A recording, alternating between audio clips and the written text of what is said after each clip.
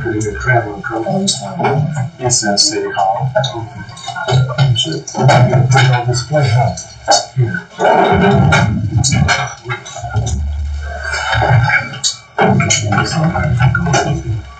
So are these working in the back? They are working and they're very sensitive. So all micro super sensitive, so you don't have to be on top of them. Okay. Me too. Say that again. We are doing Don't have to be on top of them. Fly YouTube. So you change.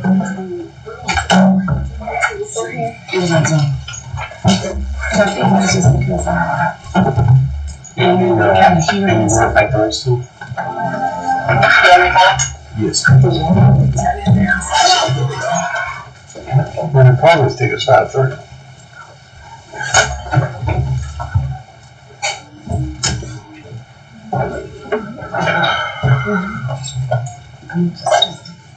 Well, my gym said 5:30.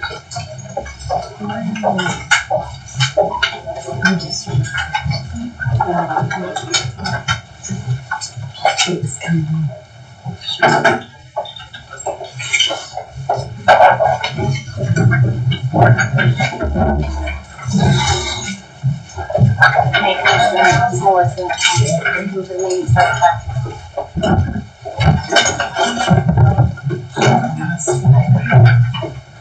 it's coming.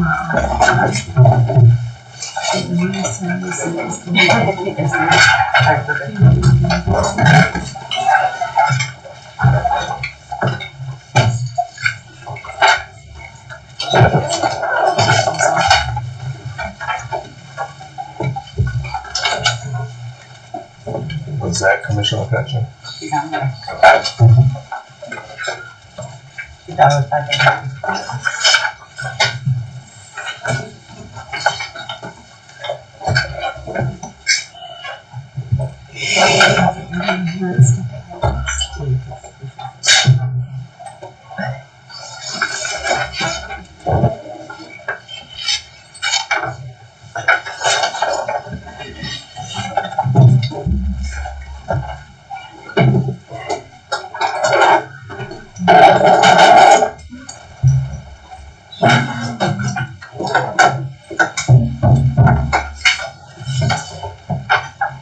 Commissioner Williams, if someone wants to come in and say, well, I'll just call and see if they're coming to the meeting at 5. Thanks.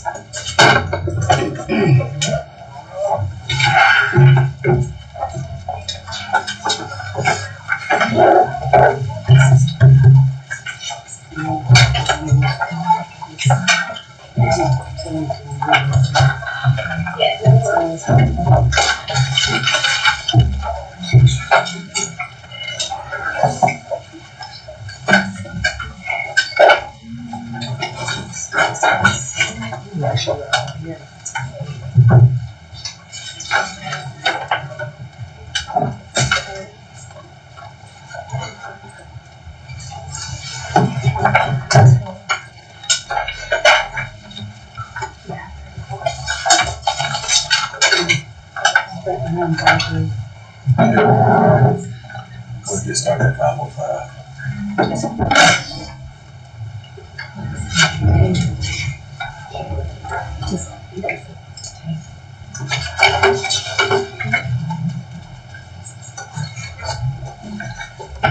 Well, there are several. So there's the workshop, there's the pension board, there's the CRA.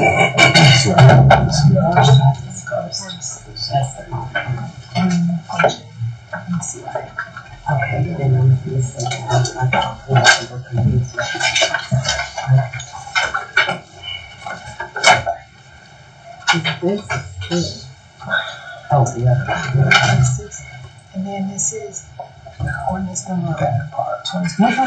Is, so this piece, this is the workshop. We don't, I don't see that. There's the workshop. Yeah, but the one behind that. Yeah.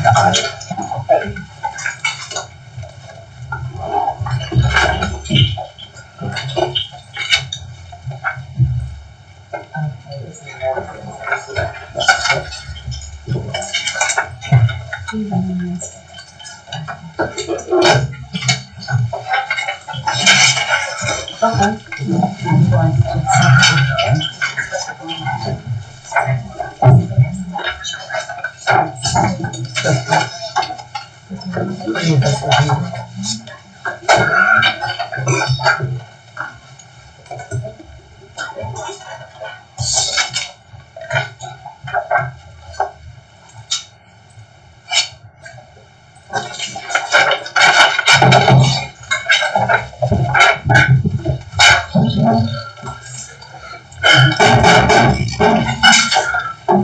Good afternoon, everyone. We're going to call to order our City Commission workshop for the Polk Regional Water Cooperative presentation.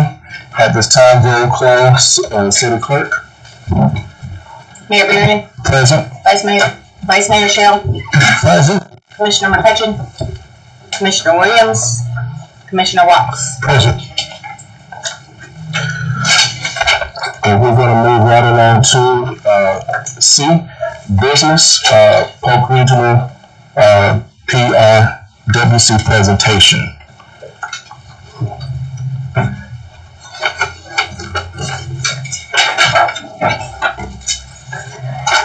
All right, hello everyone. My name is Eric T. Haven. I am the Executive Director of the Polk Regional Water Cooperative, and I'd like to thank you all for having me here today. And I'd like to thank Commissioner Watts for his participation on our board. He's been a member for a long time. Inception. Yeah, from the inception. One of the few that's still from the inception. So, I'm working on that. What's that? I'm working on that. Well, we love you there. So, anyway, let's thank you for your participation. And I've got a brief presentation I'm going to give to you all today. So, who's operating the slides? There you go. Next slide, please. You can move on to the next one. Eddie. Hold on.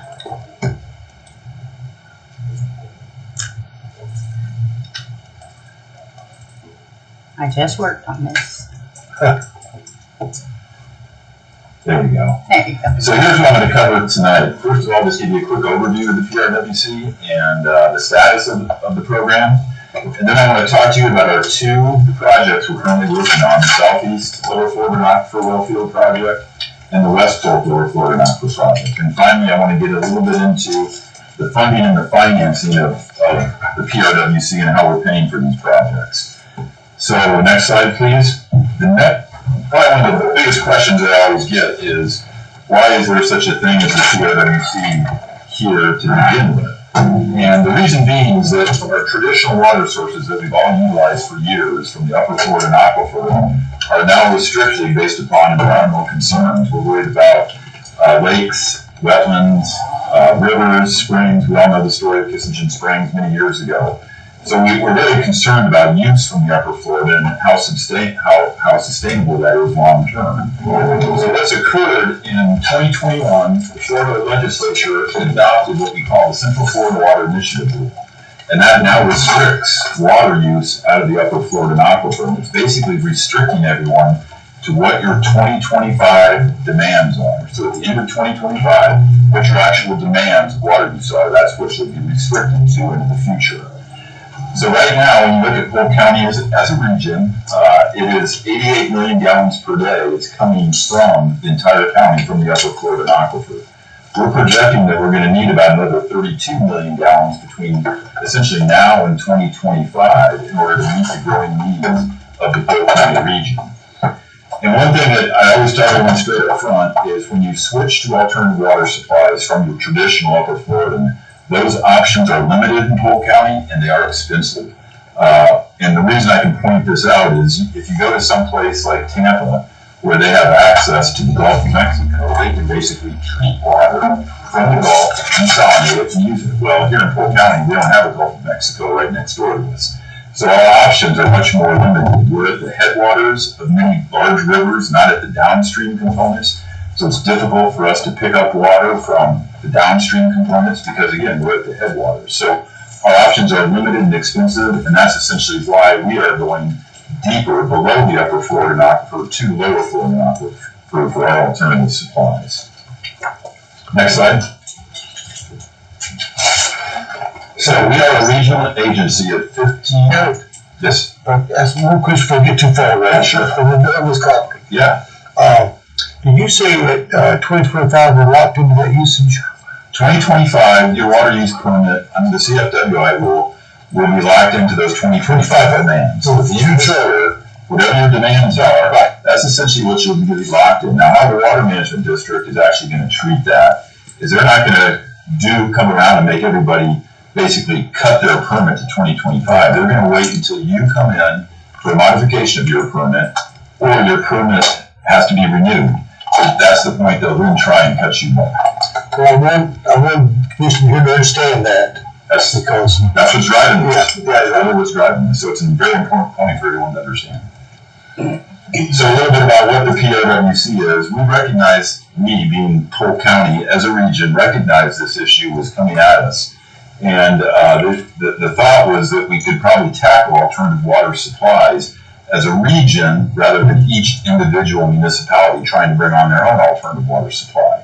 So the PRWC was formed, and what we were tasked to do was, first of all, identify what are our alternative water supply options, make sure those are sustainable, and then determine what the infrastructure needs are to bring those online, and then also use those to meet our future water demands out in the future.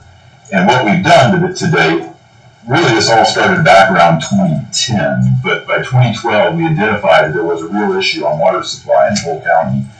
Formed the cooperative in 2016. 2018 we selected and studied 4 alternative water supply projects. 2022 we're implementing 2 of those, which are the 2 projects I mentioned before, the Lower Florida Aquifer projects. Today we've pretty much finished final design on the Southeast project, and we've started construction on it. On the West Polk project, we're just starting final design and start construction on that in a couple of years.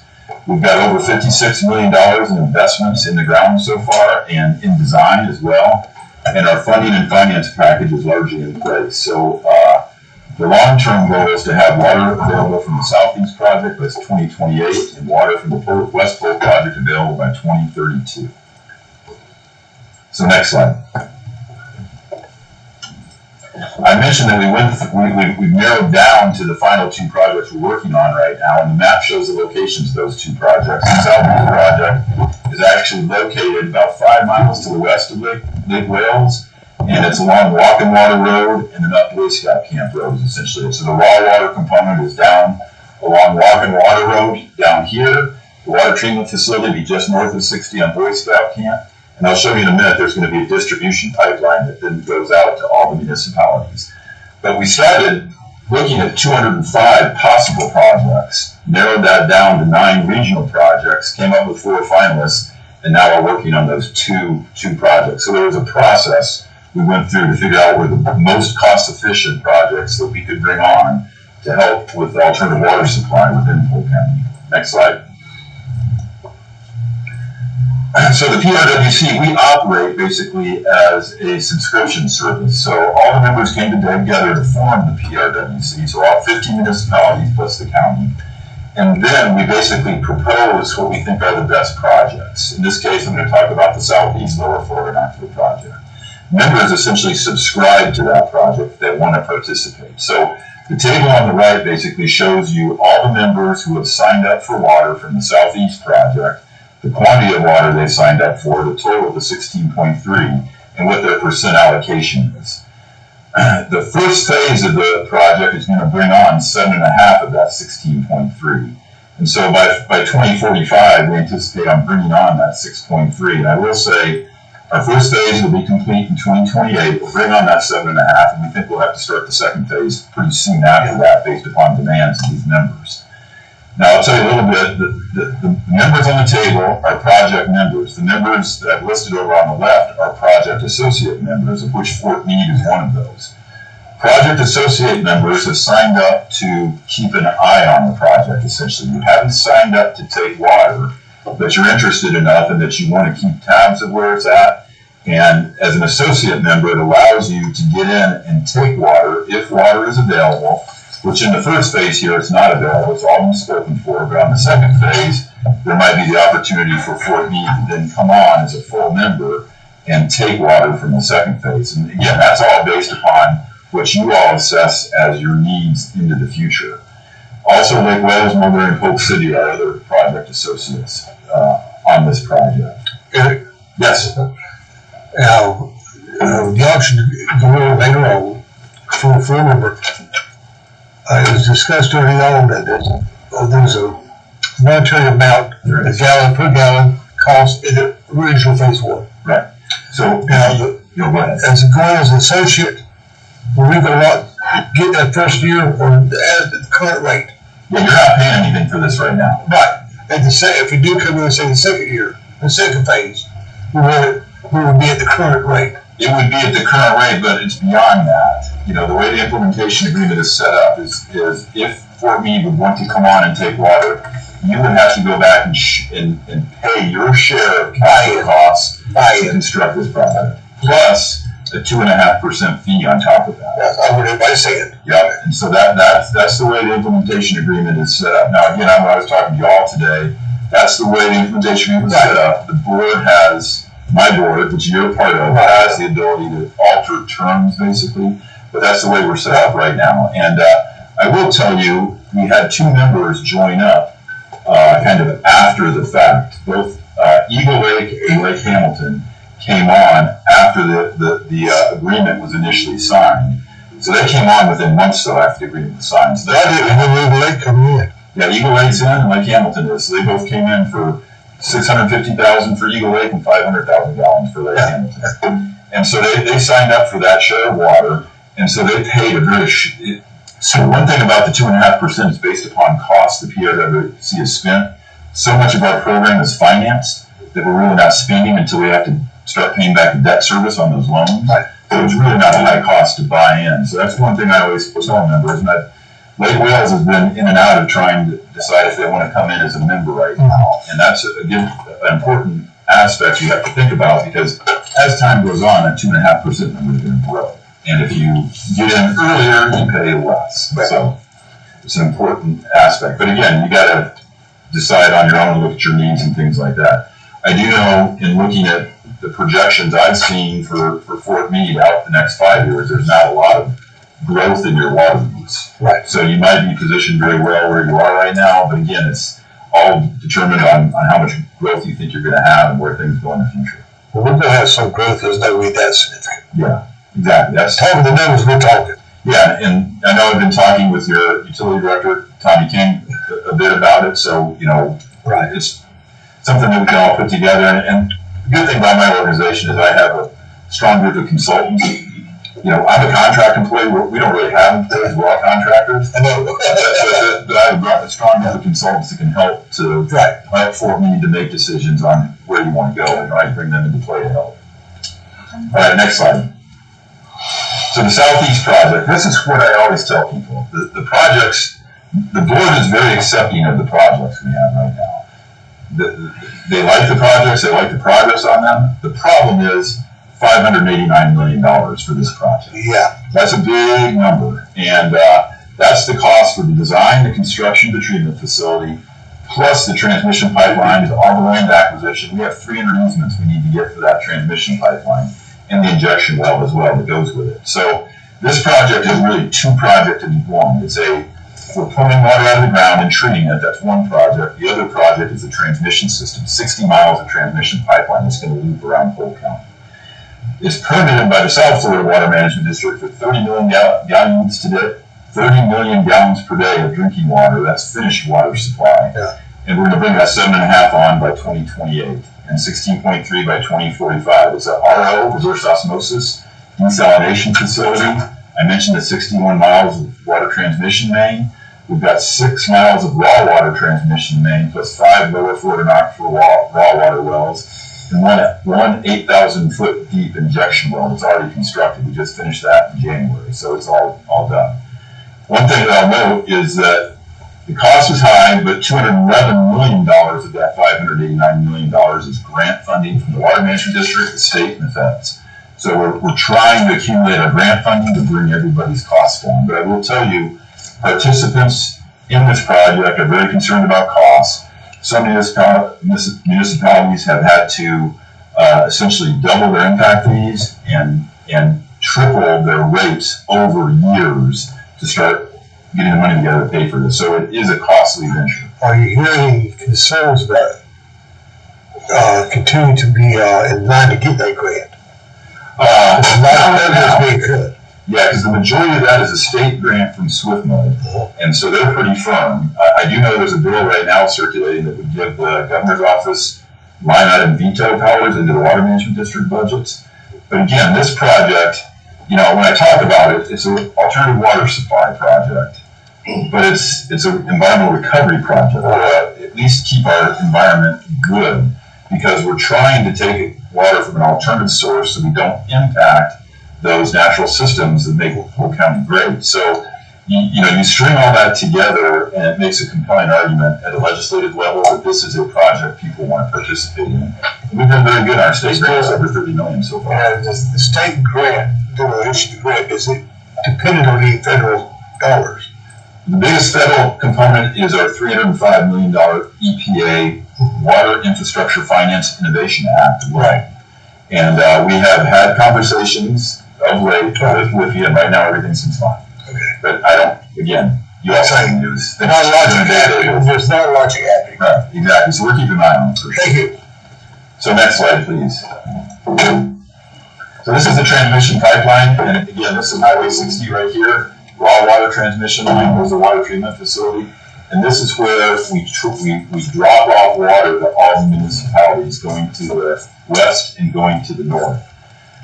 Obviously, Fort Meade is right here. You don't see a pipeline coming to you. So you probably remember this, Commissioner. We've talked a lot about the virtual water concept and how that works. Is if Fort Meade or Mulberry, who's located over here somewhere, if either of you wanted water, what we would do is essentially ask Bartow or likely the county to reduce their upper Florida pumpage by the amount of water that Fort Meade needed. Fort Meade would then increase their permit based upon that reduction. So Bartow reduces by 100,000, you gain that 100,000. But the deal would be is that for that 100,000 gallons of water, you're going to pay the price that Bartow would have paid for the alternative water supply, so it makes it fair. So that's the concept in general. The water management district's on board with it, but again, it would require Fort Meade to work with somebody here, with the PRWC helping out. The Polk County Central System is right up here, so they might be an option as well. But there's several. Go back into my memory. Yeah. I remember the talk from one concept.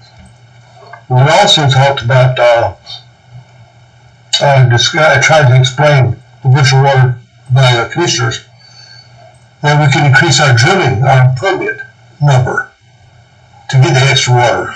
Yeah, I mean, if you needed 100,000 and you didn't have the current capacity in your system right now, you could get a permit to do that extra to drill that well. And pay the price over here. And again, you could apply for a permit. I can't speak for the water management district and say you could get it, but I would say Fort Meade and Bartow, with where you're located in relation to the problems with ridge lakes and things like that, I think you might be able to get additional water here without impacting some natural feature. So I think you'd be able to get permits. My concern is the way growth is tackling Central Florida. Yeah. From all sides. Yeah. That when it gets to a critical issue, everybody's going to be critical in their water demand. Bartow may not have their extras, $100,000. Hopefully we'll have our project online, and that's where, again, that's ultimately, you really think that the water that Fort Meade uses, say the 100,000. So we would go to the well is ultimately the Southeast project. Really, We'll get the virtual well. Okay, guys, we'll pay you this water, in our drilling capacity. yeah, and there's several other options that I know I'm working on. I don't want to talk about them too much today because they're kind of sensitive with Tampa Bay Water and how we might share some water with Tampa Bay Water as well, especially for expecting that the western part of Polk County, because there's some options there that could help us out. So we're working on other things as well as just these two projects to try and make sure that we're thinking ahead, especially Fort Meade and Mulberry are in unique conditions. Right. We want to keep that in mind. And that is just a schematic of what the Southeast facility will look like when it's included. So next slide. And here's the West Polk project, very similarly. These are the members that have signed up for water. The big thing that's different about this project is Lakeland is getting 6.31 million gallons of the 7.88 of the first phase. So they're getting the vast majority of this water. These are the members that have signed up as project associates. The first phase is bringing on 2.5 million gallons. By 2045, we want to bring on 7.88. And again, this might be the place where Fort Meade could potentially get water from the southeast facility, and there's water available sooner here, because I've had discussions with the members. It doesn't look like the 2.5 is going to be needed, and that's why we've kind of slowed down the West Pole project. The southeast is now clearly in front. Before they started together, southeast has moved forward. Now West Pole is falling behind because the demands aren't quite as needed here. Okay. The next slide. This is the West Pole carries a project cost of $214 million, so it's a cheaper project. So it's subscription based. If Fort Meade decided to participate in this project, it would be a cheaper option. It's a 10 million gallon permitted facility, 2.5 by 2032, 7.88 by 2045, and it's the same principle: desal by reverse osmosis. We have a short transmission line. We're going to be relying upon Lakeland's transmission line to get the water to most of the members. They're adjacent to Lakeland, and it consists of 4 raw water wells and 1 deep injection well. We're going to start construction in late 2029. To be truthful, though, we essentially started construction Monday because we started work on the injection well this past Monday. So it is really under construction, and we're just slow rolling this project forward to bring it on at the proper time. Next slide. Now I just want to talk for a second about business plan. The Polk County, or the PRWC business plan, we put this together to try and anticipate the costs for our projects, the whole program, to all the members. So it's inclusive of all our costs. It's required as a part of our master bond resolution that the board approved. Every year we update it, and the next update is going to our PRWC board of directors next Wednesday, and it incorporates new planning assumptions each year. So what it really does is it provides everyone what you need to budget for next year. And so it also allows you to think about rate studies. And that's one thing I preach to all the members is, if you're going to participate with the PRWC and take water, you need to do a rate study, because you need to understand how the costs are going to impact your rates, Right. what people pay. And so that's the importance of rate studies. And it determines how you want to get there. How are you going to collect that money? Are you just going to increase water rates? Are you going to increase impact fees? Every municipality has a slightly different way of how they're collecting money for the PRWC. Next slide. Here's the total program cost altogether. So the 2 projects total together, $807 million. And here's how it's being paid for. Again, I mentioned our federal WIFIA construction loan. That's the lion's share. The SWIFMA grant is next, 28.1%. Then we have SRF involved. We have state appropriations, money through the Heartland program. Members have contributed some money directly themselves. We have an SRF planning loan and a small federal grant as well. So we're always trying to increase the grant component of our pie chart, and that decreases what members have to pay, ultimately what the taxpayers have to pay for their water. Next slide. This is a slide that most people like the most. This, well, or like the least, depending upon your point of view. This provides what everyone's paying over the next, 2026 to 33, 2, 4, 6, 8 years, and beyond. So this cost doesn't end in 2033. This goes on well out into the future. But you can see there's some significant costs here. I'll focus on Davenport first, because they're asking for a lot of water out of the southeast. So you can see next year we're asking them to budget for the PRWC just under $1 million, and then that starts increasing. And you can see jumps basically when certain loans are due and we have to start paying them off, and water charges come into play. But by 2033, Davenport is paying over $9 million a year for their water from the PRWC, and that goes out 30 years. Right. And that number starts decreasing as you go out 30 years, because there are opportunities when the loans are paid off that there's a chunk of money that'll fall off. That's essentially what you can expect. Now, pointing out Fort Meade, you all aren't taking water from either project, so that accounts for why your costs are so low, just like Mulberry, just like Polk City, just like Lake Wales. And these costs, those costs for those members I just mentioned are more based upon your water use, your past water use.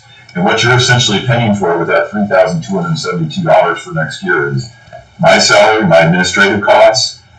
You're paying a little bit under the combined projects agreement, which is all the feasibility that went into choosing the projects. But since you haven't selected a project and selected to get water from the project, you're not paying any water costs. Basically administration.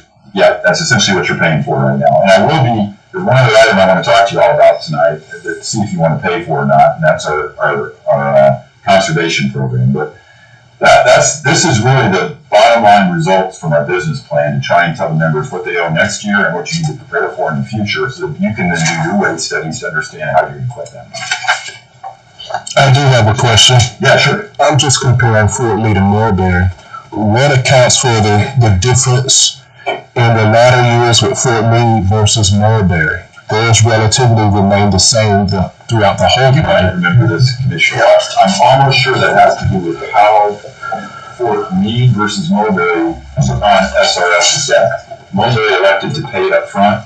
Fort Meade elected to pay it through time. Gotcha. Difference. I'm almost sure of that. So the last thing I'd like to talk to you about is the new cost center the PRWC has created. And when I talk about cost centers, it's really the Southeast is a cost center, the West Pole project is a cost center, my administrative budget, which is about $300,000 a year, is a cost center. This is a new cost center. It's a conservation implementation agreement. I think it's been put on your board agenda tonight. If I can go ahead and tell you a little bit about it right now, please. Conservation is important for all of us to conserve our existing upper Florida supply. You know, it's a good thing to do. Beyond that, if you can conserve enough water, it puts off the cost of alternative water supply into the future, because you have essentially created more upper Florida that's available to you. So what we've done is created a region-wide conservation program with a total cost of $150,000 each year, of which members will pay $75,000, and we'll use $75,000 in state Heartland grant money to match it. And that it will be an implementation agreement where we're going to use the funds using a third-party provider to implement conservation practices like toilet rebates. We can actually reimburse the members for their own conservation programs. We're also going to focus on outreach, advertising, so everybody save water, it saves us money. And to participate, each member needs to execute the agreement at one of your city council meetings. So to date, we've had, of the 15 members of the PRWC, 11 have approved, 2 have decided not to participate, that would be Mulberry and Frostproof, and 2 are still outstanding, that's Fort Meade and Bartow. So that's why you're one of the outstanding members. We'd like to see where you want to go on it if you wish to participate. Next slide, please. I can tell you what it costs for you to participate. These are the costs. We're collecting essentially $75,000 broken down by what everybody's annual average water use is. And for the first year that we collected money, this is what everybody's average use is. It goes up about the same across the county. But for Fort Meade, we were using about 590,000 gallons per day. That was less than 1% of the total county use. And that equated to a $588.90 per year cost for you to participate in this program. If you were to participate in this program, one of the big things it also helps you with is you can tell the Water Management District that you are participating in a conservation program, and that helps out when it comes time for permit renewals, things like that. That's one of the first questions the Water Management District always asks is, are you doing any conservation? And I'm not sure exactly what Fort Meade has going on individually, but as a part of this program, we'll be participating county-wide in a conservation effort. Any conservation done in Polk County helps all of us. So it's an important thing to take advantage of. Tell it to you all if you want to participate. Again, you know, me collecting a little bit under $600 doesn't make or break this program at all. It's entirely up to you. So I leave that with you for your decision tonight. Before you go forward, Sure. we talked about the $75,000. Yeah. That was strictly member. Yes, that's member cost. Then the additional $588 would be a monthly or annual. The $588.90 is your annual cost contributing to that $75,000. Yeah, okay. So all members are contributing that $75 right there. The Fort Meade component of that is right around $600. Yeah. It's going to change each year. This is going to be an annual program that they'll ask you to participate in, but it's based upon your previous year, not last year's water use, but the year before that water use. So the $600 is. Yeah, this one right here. Yeah, I seen $588.90. That right there is 590,000 gallons of water you use. So for example, Lakeland used 22.78 million gallons last year, or in 2021.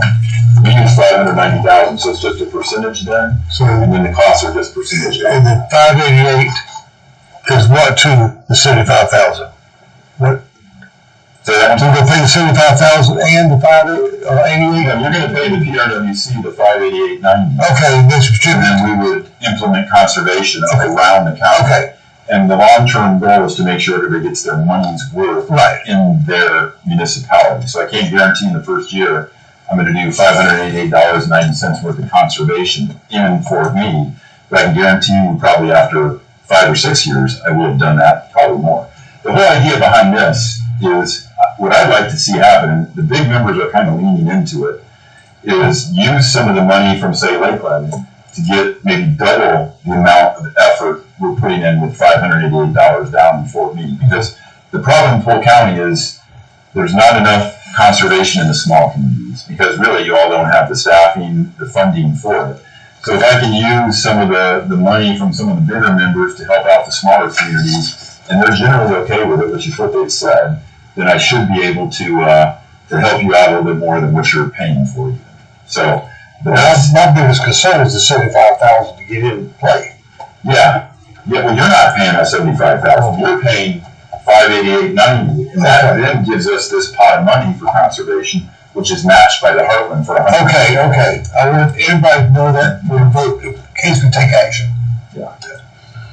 And I think that's it. I think, last slide, I think that's the last thing I have to talk to you about. So that's me. You can copy down my email address. You all have it too. I'm always happy to sit down one-on-one with any of y'all to talk through the PRWC. And I really appreciate you giving me the opportunity tonight, so thank you. Can I get hold of you still through the office? Yeah, Carrie Palmer is essentially the admin of the county. She takes care of it. Yeah, Carrie takes care of all this. She's kind of one of the glue people for sure. Okay, anything I can answer or anything else I can do for y'all? Yeah. On the conservation, if the board were to say implement a project, is there a cost share to the city? Say we're doing toilet rebates, so if the board votes that we're gonna do toilet rebates in Fort Meade, is it $588 plus a cost associated with the toilet rebates, or? No, it's not. You pay that $588 and then your toilet rebate, if you implemented your own program, you would pay half and we would pay half for that actual toilet rebate. That's what I was getting at. Yeah, that's what you get. So the actual implementation of it, that's how it would work. We would split the cost.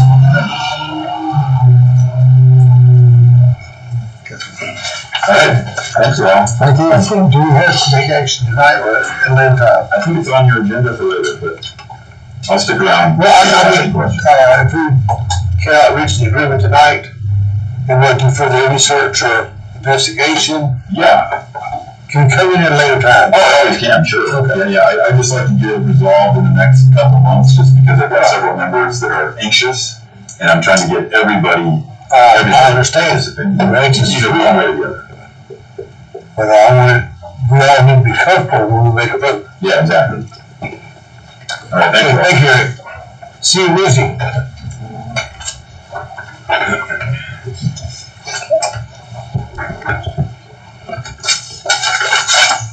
All right, you want to make another next week? Next Wednesday, yes. If there's no further questions, did any member from the audience have any questions? If not, let this meeting be adjourned. Second. So moved.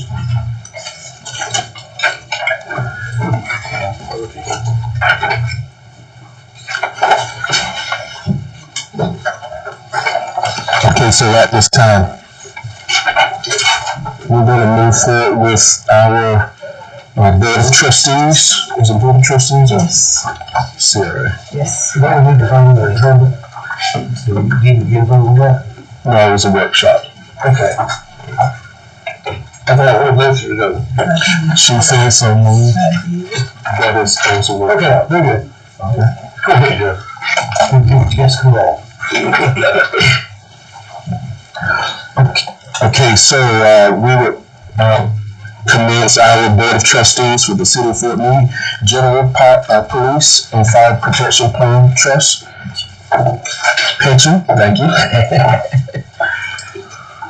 Do we need to do roll call again? Sir.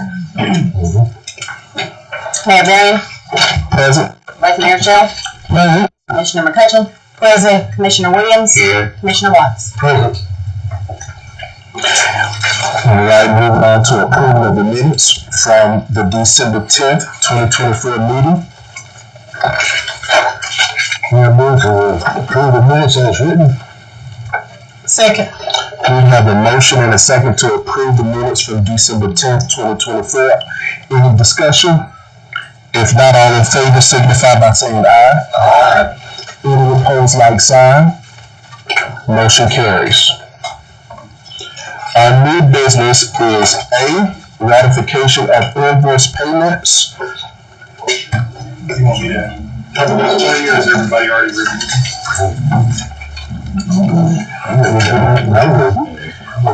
Okay, so if not, I entertain a motion.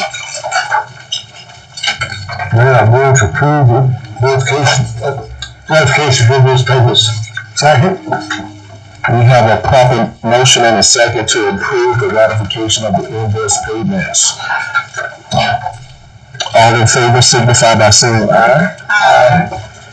All opposed signify by saying aye. None.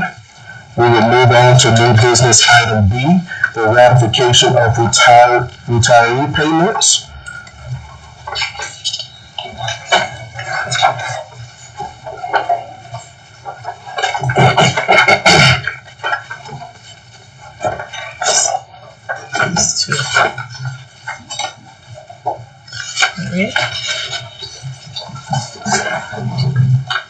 If no discussion, I'll entertain a motion. So Mayor, I move to approve the ratification retiree invoice payments. Second. So we have a proper motion and a second to approve the retiree payments, the ratification of. All in favor signify by saying aye. Aye. Any opposed, like sign. None, motion carries. Moving on to item C, the new business quarterly investment returns of December 31st, 2024. Starting at page 23. Okay. I'll go through each of the funds real quick as far as the dollar amounts. As you noted, this is through December 31st quarter end. For the general plan, I believe on page 23 of your package, the third quarter was a little over 6.3 million.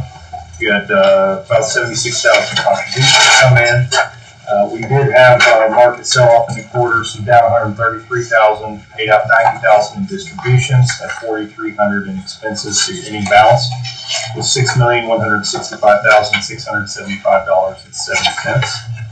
And then the next page would be the accounting for that fund. Page 25 has the firefighters fund. Your starting balance for the quarter was $498,000. You had 51,000 come in contributions. Earnings decrease of about 11,000, paid out 5,000 in distributions, had 1,500 in expenses, so your ending balance was $532,070.49. And then again, the following page would be the accounting for that fund. Your police plan on page 27. You started the quarter with just under 1.3 million. There were no contributions made. Earnings decrease of about 27,000, paid out 17,000 distributions, had about 1,900 in expenses. So your ending balance was $1,243,894.14. And then again, the accounting for that on the following page.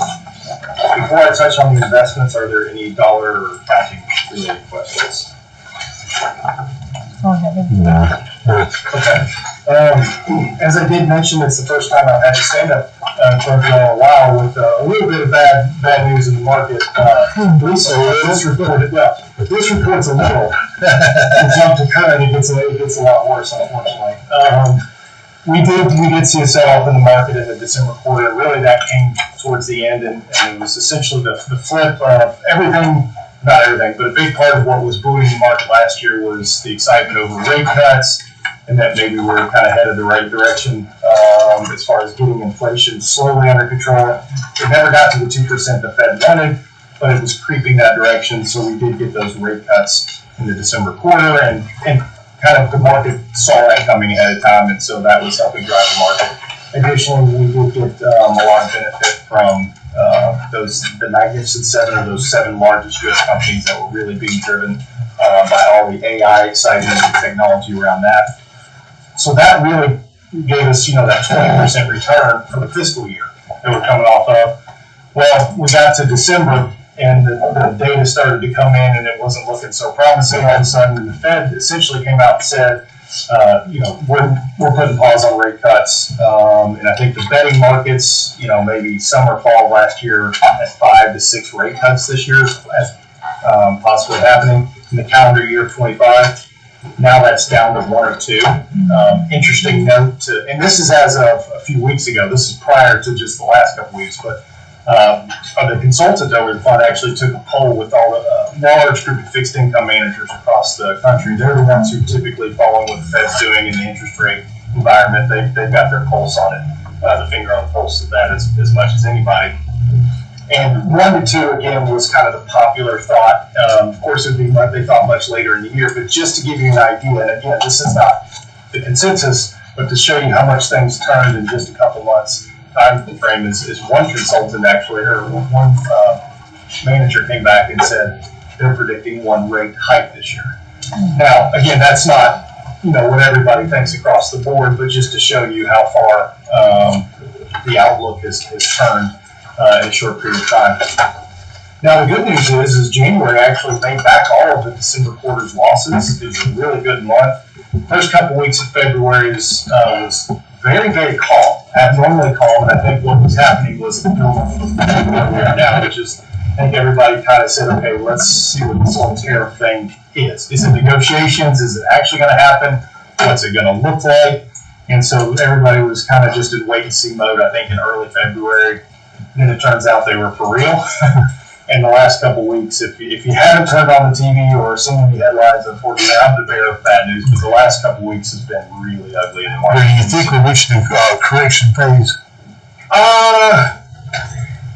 Probably. Yeah. I mean, it's certainly been a huge sell-off.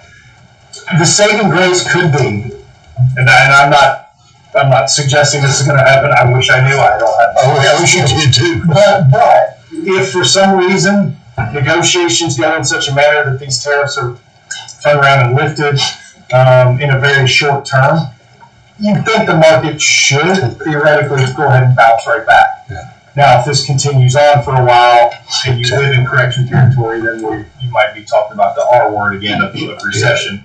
Now, we talked about that for a couple of years coming off of COVID, and it never materialized. So, far be it for me to even have a clue. Sorry, I asked. But yes, certainly the market's pushed into what is historically correction Territory. Thank you. But I think it's still dependent. I don't know that we have to live there, but if things go on for very long, then certainly it looks like the economic outlook, at least for the market, is not very good. Right. The day-to-day life, I think we'll still have to see. A lot of it, just because of 25% tariff doesn't mean all of a sudden a good necessarily is going to go up 25% price, right? That's going to be very dependent upon what type of sector, industry that is, how much competition is there, right? If you've got a company that's got a stranglehold or a monopoly on that particular industry, or there's just 1 or 2 competitors, they have the means to probably pass on the majority of that increase to the consumer. There's a lot of competition, maybe some bloated profit margins. In other industry, maybe the companies are forced to. Well, it's not a viable product too.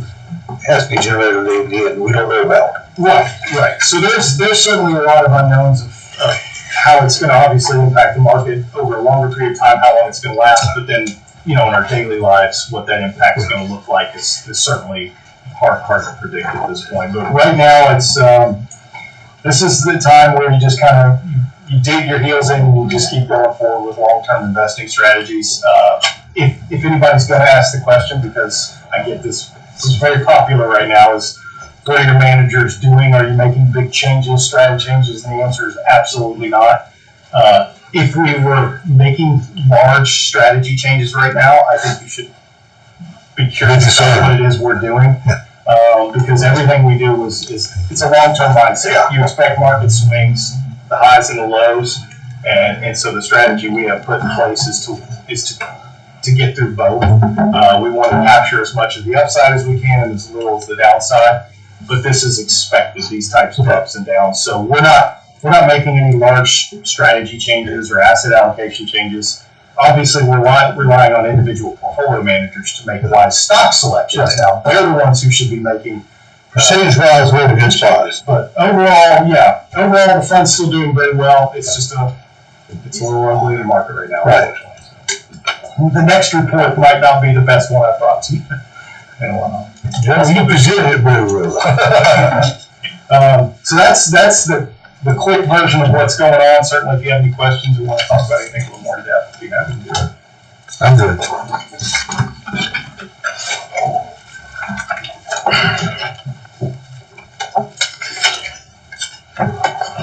At this time, we will, we will move on to, do you need a vote on that one? To accept, okay. New business item D, review and approve the detailed accounting reports for the fire, police plans to be filed with the annual reports. Correct. Yeah, these are just some busy work items that we do on an annual basis. So when we close out the fiscal year 24, we come back and present to you all what the actual payments were for the different line items. And that's what's presented on page 106 is for the firefighters plan, and 107 is for the police officers plan. And we do need an approval on these. And again, unless you think anything's off, again, these are the actual ones. So.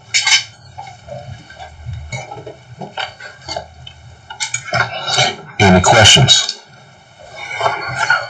None? If none, I will entertain a motion. Mr. Mayor, I move we review and approve the detailed accounting reports for the fire and police plans to be filed with the annual report. We have a proper motion. Second. And we have a second. Can we have this one? Go ahead and take a second. I'm sorry. You can make this in one motion. Second. All right, so we have a proper motion and a second to approve the fire and police plans to be filed with the annual reports. If no further discussion, all in favor signify by saying aye. Aye. Any opposed, like sign? Motion carries. And we'll move on to item V, plan administrator comments. I don't have anything additional for you. Okay. Any comments? Are there any public comments regarding our fire, police, and pension plan and trust? If none, I entertain a motion to adjourn. Next meeting, thank you, June 10th, 2025 at 5:30. Move to adjourn. Second. We have a proper motion and a second to adjourn. All in favor signify by saying aye. Aye. Any opposed, like sign? Motion carries. Thank you. Good job. You're supposed to tell me to sell. I'm sorry. You're supposed to tell me to sell again. The problem is if I tell you when to sell, then I have to figure out how to sell. That was my next question. And if I knew, I would be. How's it going with it? I'm sorry. How's it going with it? You know, I am the farthest thing from somebody who wants to speak on commodities. I don't follow them like that. I know it's had a really good year, but I haven't followed it much the last few weeks. So that's good. I will get on you this side. Things go, Joe. What was saying, it's the minutes of last year.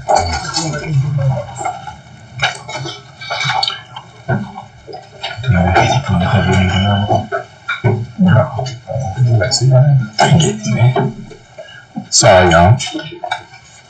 I'm trying to get my computer locked. We're going to call to order the CRA meeting Tuesday, March 11th. Roll call, City Clerk.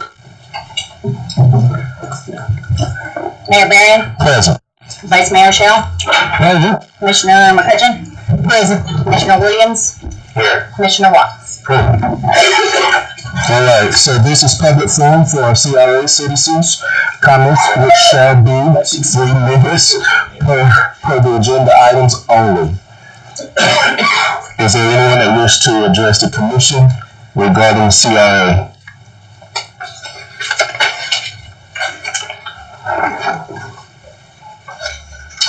If not, we will close public forum and move on to item D, which is business.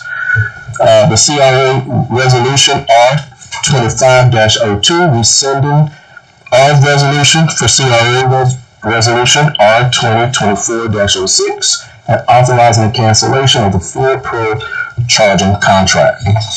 A resolution of the City of Fort Meade Community Development Agency rescinding CRA Resolution Number 2024-06, which approved a contract with Ford Pro Charging for the purchase of electric vehicle EV charging stations and authorizing staff to cancel said contract, providing for an effective date.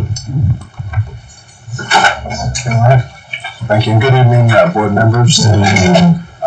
Just bringing this in front of you because there were conversations with several board members and with questions regarding the commitment to moving forward with this purchasing of the EV charging stations, given the cost and potential return on investment. Just for background, you all approved this at the November 2024 regular CRA board meeting, in which you authorized the city manager to execute a contract with Ford Company for 2 charging stations in the amount of $105,327.90. And during that discussion, it was shared that there was an expectation of generating approximately $350,000 annually on this particular initiative. And that contract did include maintenance and a 5-year warranty. And so I just wanted to share with you all that after some discussion with the vendor, we have not remitted any payments for any equipment. And so we still have that ability to cancel the contract without penalty. I know that there was some discussion about the Wawa site plan and what was coming in there with the EV charging stations. I looked at that site plan today with some of the staff. It looks like they have space for 8 EV chargers on site. However, I have heard that they'll have approximately 6 chargers.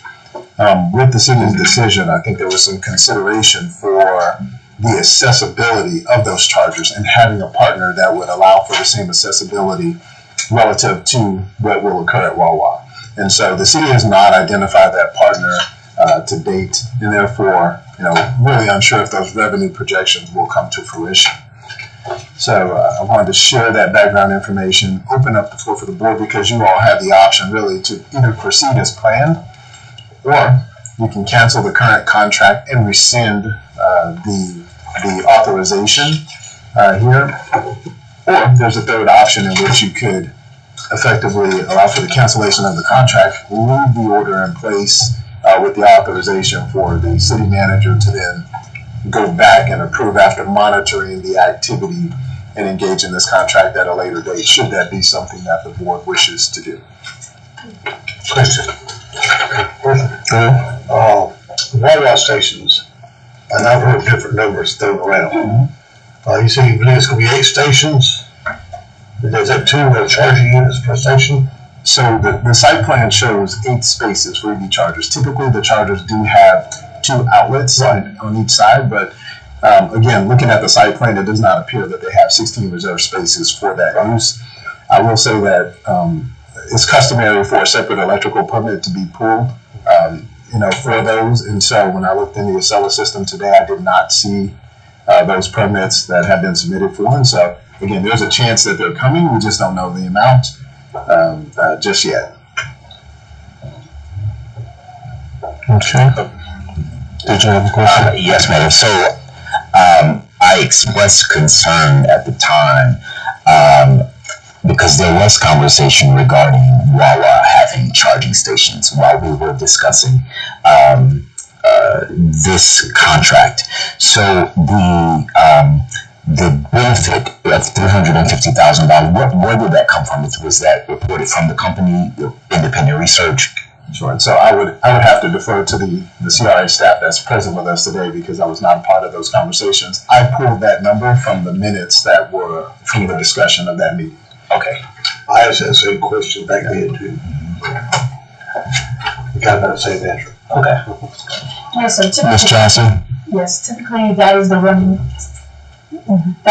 amount. So they're saying, what the charging, station would be $50 per person and set amount per day, which give us the amount for $350,000, $310,000 actually, per year that will come back to us. So that's like a general research of EV charging stations.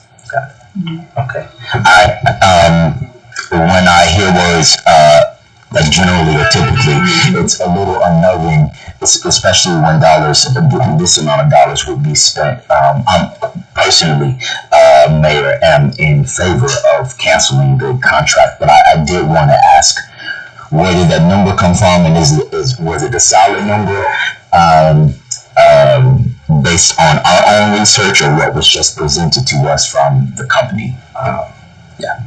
Okay. Based on my research into the stations themselves, most of the people that got them, that I've been looked at report on, it was didn't have them. A lot of that, their downtime, they were broke and they wouldn't repair a lot, which I couldn't imagine that we would sustain a set amount of revenue to count on. But I do know that a lot of different programs, electric car programs, groups are still providing money for different corridors to the state. And they're paying for the units to go in watch what it is. So they don't see anything for me that says that we need them to invest here. Well, people were going to have a station was John's Drive-In. Yeah. And I was told by the owner 2 or 3 different times here recently, she had wrong in her business. So, in my conversations, I felt that we should have pursued a route to, if we were moving forward, would make us competitive with Wawa. But if we're not moving forward, I feel that third option would be the way to go. Actually see how that moves forward at Wawa, and then assess at that time if this is something that the need is being met, then it's being met through Wawa. But if there is room to set up a city-owned site somewhere, then we pursue that again at that time.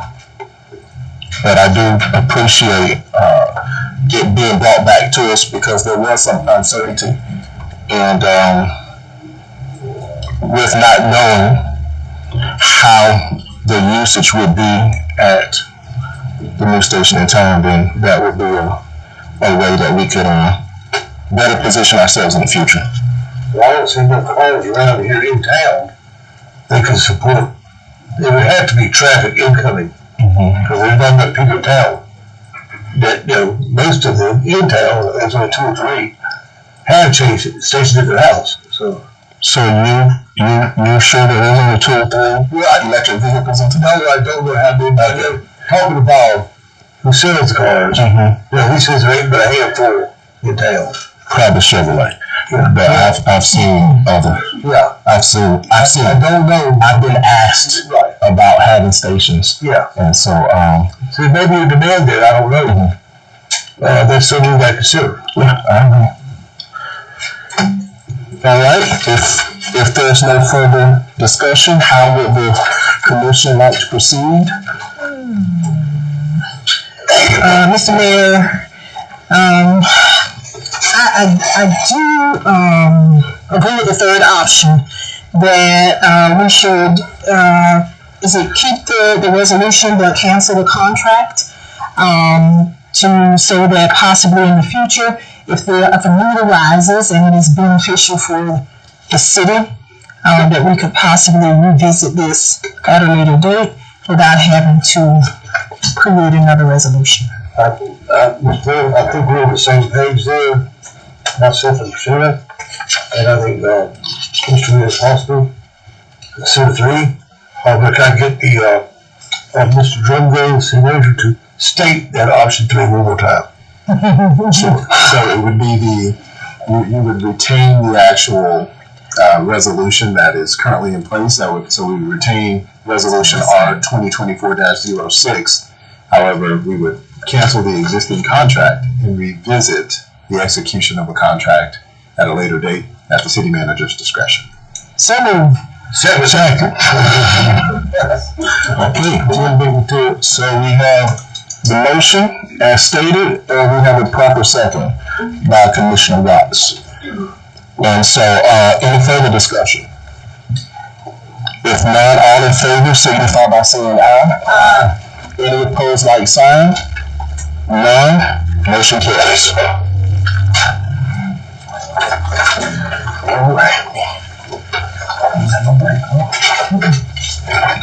Okay, so where's my? All right.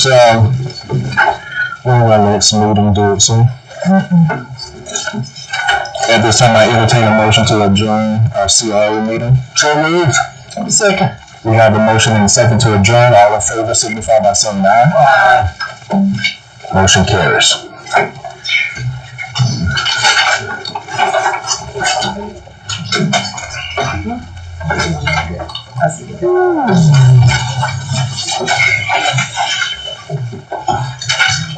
I'm sorry, take us on a spin.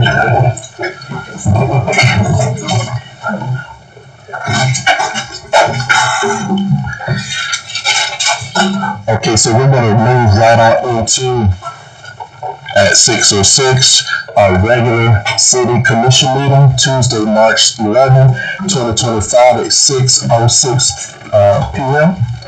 Call to order. Roll call, city clerk. Mayor Bland, Present. Vice Mayor Present.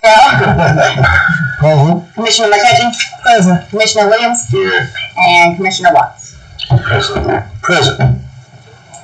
All right, at this time, we're going to be led in our invocation by the pastor of the great ministry at Higher Dimension Outreach International, Pastor Angela Clark.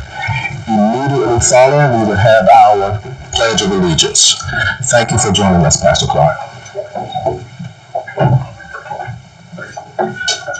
Our Father, we thank you for this time. We come before you as your word says to acknowledge you in all our ways and you will direct our path. We ask that you give Mayor Sam directions, Mayor Jim directions, and all of these council members that are surrounding them. We thank you, Lord God, that you have given us the ability to have our own will, that we can disagree but still agree. And we pray that everything is done in decent and in order.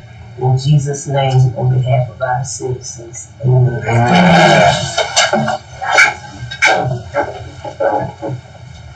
I pledge allegiance to the flag of the United States of America and to the republic for which it stands, one nation, under God, indivisible, with liberty and justice for all.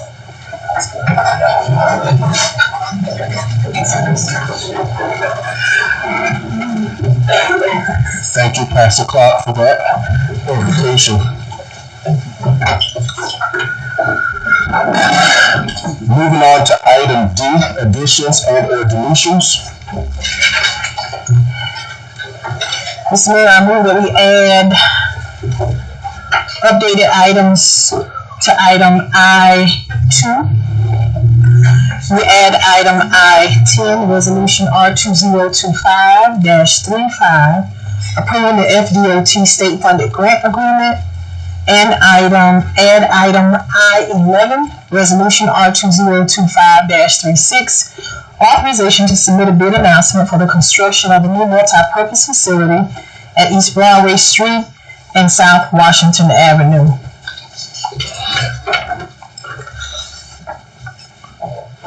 All right, so we have a proper motion to add and a second to add items D1, D2, and D3. If no discussion, all in favor signify by saying aye. Aye. Any opposed, like sign? None, motion carries. Item E, proclamations, presentations and awards, and reports.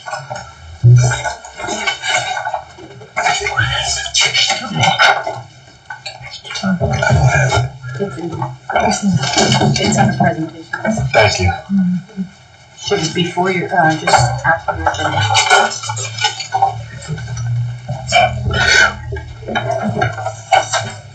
So we have proclamation, the city of Fort Meade, Polk County, Fort Meade, Florida, Polk County. Whereas water is a basic and essential need of every living creature, and whereas the state of Florida, water management districts, and the city of Fort Meade are working together to increase awareness about the importance of water conservation, and whereas the city of Fort Meade and the state of Florida has designated April, typically a dry month when water demands are most acute, Florida's Water Conservation Month, to educate citizens about how they can help save Florida's precious water resources. And whereas the city of Fort Meade has always encouraged and supported water conservation through various educational programs and special events, and whereas every business, industry, school, and citizen can make a difference when it comes to conserving water. And whereas every business, industry, school, and citizen can help by saving water and thus promote a healthy economy and community. And whereas efficient irrigation design, programming, and maintenance can conserve water, will encourage citizens and businesses to evaluate their irrigation systems to potential efficiency enhancements.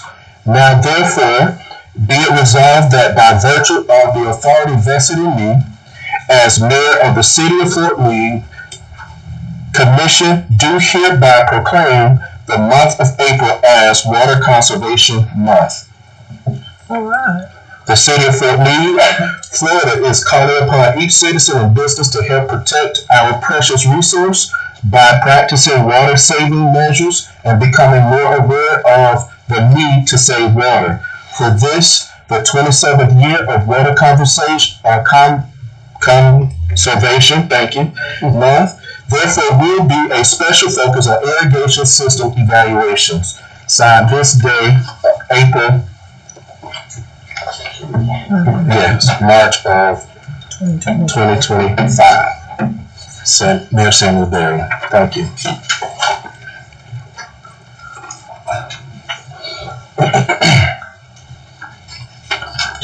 Moving on to item E. Item F.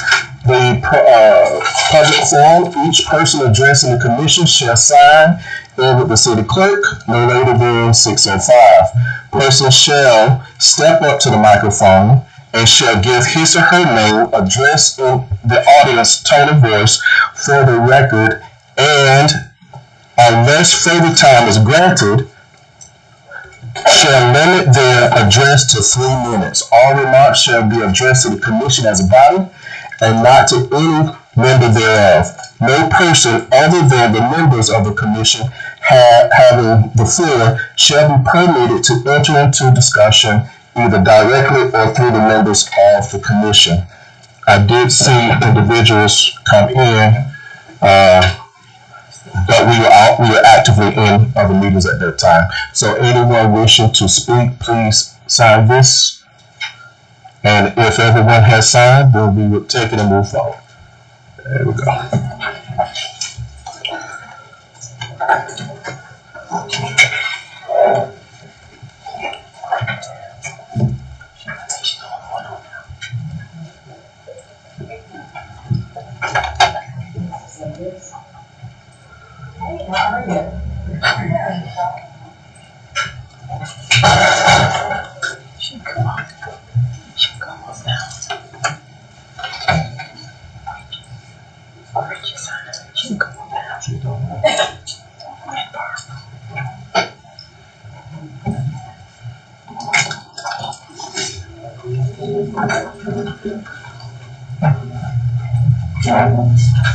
Thank you.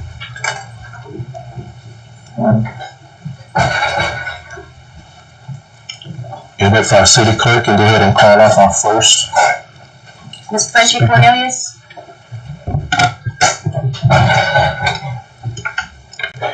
If you would pull the mic down, state your name and address for the record, please. Yes, my name is Frenchie Cornelius.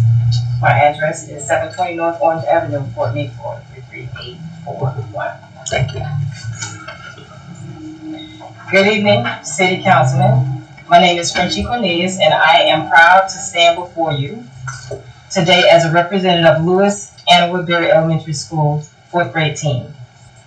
I come to you not just as an educator, but as an advocate for our students. Young minds full of curiosity, potential, and dreams that extend far beyond the walls of our classrooms. As a Title I school, many of our students face financial barriers that limit their access to opportunities beyond their immediate community. That is why we are asking for your support in helping us fund our upcoming 4th grade field trip to Busch Gardens. This trip is more than just a fun outing, it's an extension of our learning. Busch Gardens offers hands-on experiences with science, animal conservation, and concepts that bring our curriculum to life in a way that no textbook can. For many of our students, this will be the first time visiting a theme park or seeing wildlife up close. It's a chance to spark a love for learning that could inspire future careers in science, technology, and beyond. However, the cost of transportation, tickets, and meals can be a heavy burden on our families. We want every student to have the chance to participate regardless of their financial situation. That's why we're asking for your generous support in helping us bridge the gap. An investment in this trip is an investment in our students' education, their future, and ultimately our community. By supporting this effort, you are giving these children an experience that will stay with them for a lifetime. Thank you for your time, your consideration, and for always putting the future of our city, our children first. We appreciate your support in making this field trip a reality for our students. Thank you. Thank you. Ms. Cornelius, do you have any funds toward your field trip at all? And what's the overall cost? Okay, the overall cost for each student is $83. Okay. That includes a ticket and a meal ticket for the day. Okay. 83, and you have how many students? We have approximately 96 4th grade students. 96. Okay. All right. Okay. My question is, with the new rules on chaperones or visitors, individuals who were having the students now have to pay for a level 2 background. So will we have enough chaperones to help you guys with this 96 number of students? At this time, we do not have enough chaperones, and what we've been using is some of the staff at the school. Okay. So. And that's because of the cost of getting that approval, 96, or I think it's $90 now? I'm sorry, I can't speak to that. To that part, gotcha. Sure if that is the answer to that question. What is the will of the commission? Where's the trip? It is May 22nd. Okay. Yes. Chris, do you have any projects planned to help offset the cost? Okay, we did Krispy Kreme donut sale. We did that. Some of the kids sold donuts to make enough for their to purchase a ticket, but some were not able to. Yeah. So it falls back on the parents. And once again, we're Title I school. I don't know. I know historically we have done 250, but at least if we could do something significant, at least double that. Or 500 maybe, but 250. So that's what, 2 students that the city will be assisting essentially. I would maybe can I question the finance? Yes. What do we have in our budget left? Anything? We have 5,000 left, about. Yes, so we have 5,000 budgeted. Now, the bulk of that is for the healthcare center that we usually pay the taxes for. Right. So that runs us. So actually, we've got some left that's We do have some, yeah. majority spoken for. Yes. So, how about if we instruct staff to stay this out? To investigate if we could do a budget amendment to get a little bit more, or make us an all suggestion. And this pretty good. I mean, pardon me, yeah. If it's at the pleasure of the commission, right, I mean, we'll certainly go and explore that. I will say that, you know, budget-wise, like, we are very tight, and we've talked about, we've talked about bringing a list of other amendments to you. So, you know, I apologize. It's not customary for me to address public comments, you know, and try to entertain motions during this time frame. So, you know, but if that is the pleasure of the commission, then that's something that we will certainly go back and do. Well, Mr. Mayor, if I may, I would recommend that if we obviously are able to do the 250, but I do have another option that I will refrain from speaking on dais about. It doesn't involve our budget of any sort, any money from the city or funds that are already been allocated to go where it's going. But I would like to have a discussion with Mr. Drumgo and his lead staff in regards to the possibility of how we all could assist. $83. Some of us spend it on steak. Okay, all right. So, Mr. Mayor, I make a motion that we, from the funds that we've already allocated, to support the fourth grade students with the 250, and that's my motion. So we have a motion on the floor.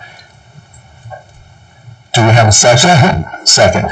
Okay, so at discussion, what I want to interject here is, it was my understanding that what the city of Fort Meade does, or have historically did with the healthcare center here, which is not allowing them to pay their ad valorem taxes in the effort that they turn around and use that money to give a quote-unquote healthcare scholarship, which individuals in the past will receive those monies and not be healthcare majors. And so that's money that the city of Fort Meade just releases onto them. And if we're going to do a scholarship, it should be a municipality scholarship. And have every business pay their ad valorem taxes as they are able to. So I wanted to interject that on the record, so that we're not literally paying the ad valorem taxes, because the clinic is healthy, it's running, got a full slate of people that initially come about because they were trying to do stuff to relieve the startup of a clinic because there was a need to bring one, but it's healthy, it's functional.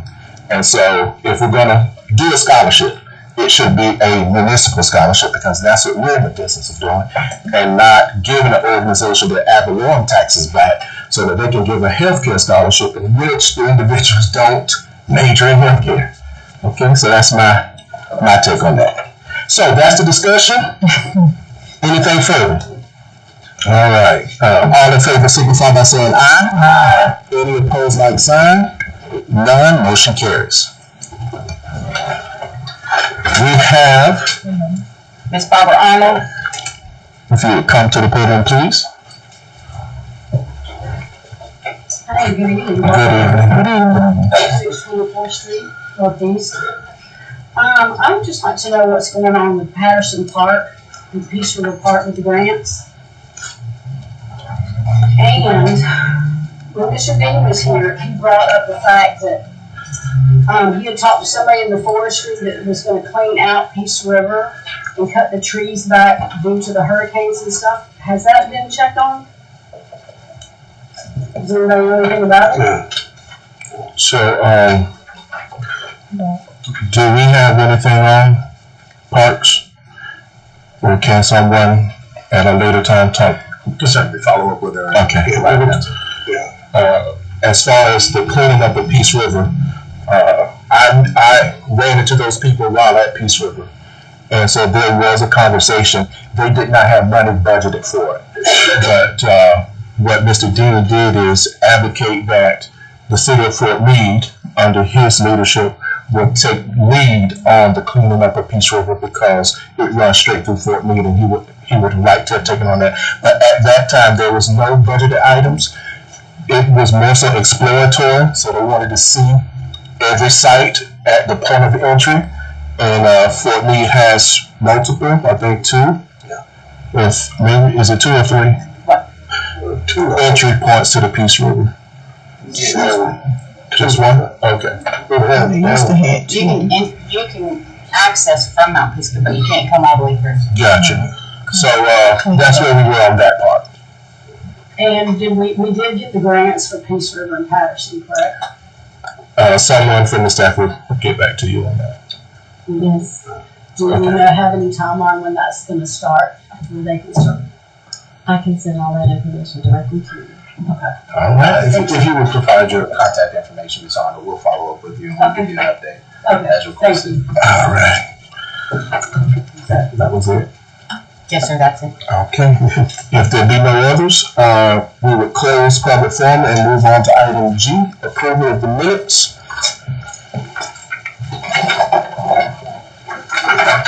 Jim, I'd like to move to approve the minutes for June 28th, 2025, as written. Second. So we have a motion and second. However, we have also February meeting minutes to approve as well. Can we? I've completed both sets of minutes. Okay. Second. So we have a motion and a second to approve minutes from January 28th, 2025, special commission meeting, and minutes from February 11th, 2025, regular commission meeting. Any discussion? If none, all in favor signify by saying aye. Aye. Any opposed, like sign? Motion carries. Moving on to item I. I1. Resolution number 2025-26, a resolution of the City Commission of the City of Fort Meade authorizing the execution of Amendment Number 2 to the CDBG CR Subgrant Agreement Number 22DD-0P, actually that's OP-07-63-02-C02 between the Florida Department of Commerce and the City of Fort Meade to extend the period of the agreement, providing for authorization and providing for an effective date. So this is the second modification to this grant agreement, which was approved by Commission in October 2021 for the streetscape improvements West Broadway and Southwest Martin Luther King Jr. This modification allows for a time extension to complete the project with a termination date of January 31st, 2026. Staff recommends approval of Resolution R 2025-26, approving the second amendment. And staff is available for any questions or discussion, should there be any. Floor is yours, Mayor. Any discussion? No, I don't have any. I will entertain a motion. Mr. Mayor, I move to approve Resolution R 2025-26, approving Amendment Number 2 to the CDBG CR Subgrant Agreement 22DB-OP-07 6302 CO2 between the Department of Commerce and the City of Fort Meade for the streetscape project. Second. So we have a motion and a proper second to approve Resolution R 2025-26. Any discussion? If none, all in favor signify by saying aye. Aye. Any opposed, like sign? None, motion carries. Moving on to item I2. Resolution number 2025-27, a resolution of the City Commission of the City of Fort Meade authorizing the execution of an extension request letter to the CDBG Wolf Subgrant Agreement D0528 between the Florida Department of Commerce and the City of Fort Meade to extend the period of agreement and budget reallocation, providing for authorization and providing for an effective date. And this is the second modification to the Rural Infrastructure Funded Agreement set to expire May 31st, 2025. Now, this modification allows for a time extension to complete the project with a termination date of June 30th, 2026. This modification also eliminates deliverable number 1, which designated funding for easements and property acquisition, and it shifts that funding to the deliverable number 2, which is the construction phase of the project. Staff recommends approval of Resolution R 2025-27, approving the second amendment. Staff stands ready for any questions or discussion. Are there any questions or discussion? I'll entertain a motion. Mr. Mayor, I move to authorize staff to authorize the mayor to execute the attached correspondence requesting for an extension of the RIF grant portion of Streetscape Phase 1 project. Second. So we have a proper motion and a second for Resolution R 2025-27. If no further discussion, all in favor signify by saying aye. Aye. Any opposed, like sign? None. Motion carries. We'll move on to item I-03. Resolution number 2025-28, a resolution of the City Commission of the City of Fort Meade, Florida, approving contract amendment FM 926 for the command truck fiscal year 2024-2025 state appropriation, authorizing the purchase of additional fire-specific equipment and providing for an effective date. So this is the first amendment to the contract, which awarded the city with state appropriation to fund purchase of National Fire Protection Association approved command truck and associated equipment. And so this modification will allow for the separation of the command truck from the fire equipment, since technically it's sourced from multiple vendors and they have various lead times. And so this structure of the agreement requires us to purchase before we have it reimbursed. So there's no additional fiscal impact anticipated. Staff recommends approval of Resolution R 2025-28, approving the amendment, and our chief is here for any questions. Is there any questions for the chief? I'll entertain a motion. Mr. Mayor, I move to approve Resolution R 2025-28, approving FM 926 contract amendment for the fire department command truck. Second. So we have a motion and a second to approve Resolution 2025-28. No further discussion. All in favor signify by saying aye. Aye. Any opposed, like sign? None. Motion carries.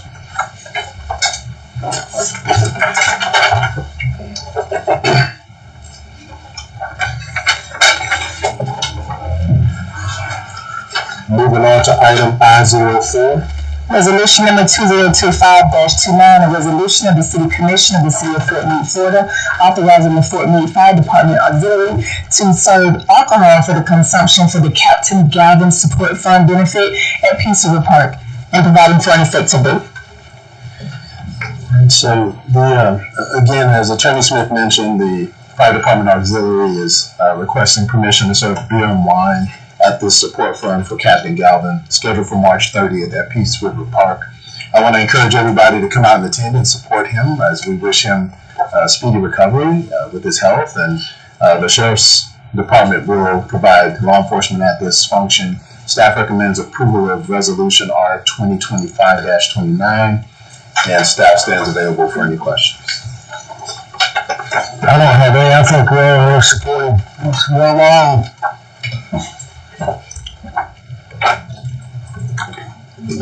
No discussion? I do have a question. You said that the sheriff office will provide security. That's correct. Can we have what that rate is for a sheriff? I'm just having people Okay, gotcha. All right. Go ahead. Thank you. All right, so, I have one question. go ahead. And this has nothing to do with the vote tonight. But at one time, we considered the approval of the alcohol permit to actually, at the discretion of the city manager, didn't we? We did. Okay. I still remember sure. Nothing to do with tonight. I'll do it if you want me to. No, I just want. This was a long time ago, some years ago. And had it come involved it. Sam will go for We're Not Madness gets it all the time, I think. All right.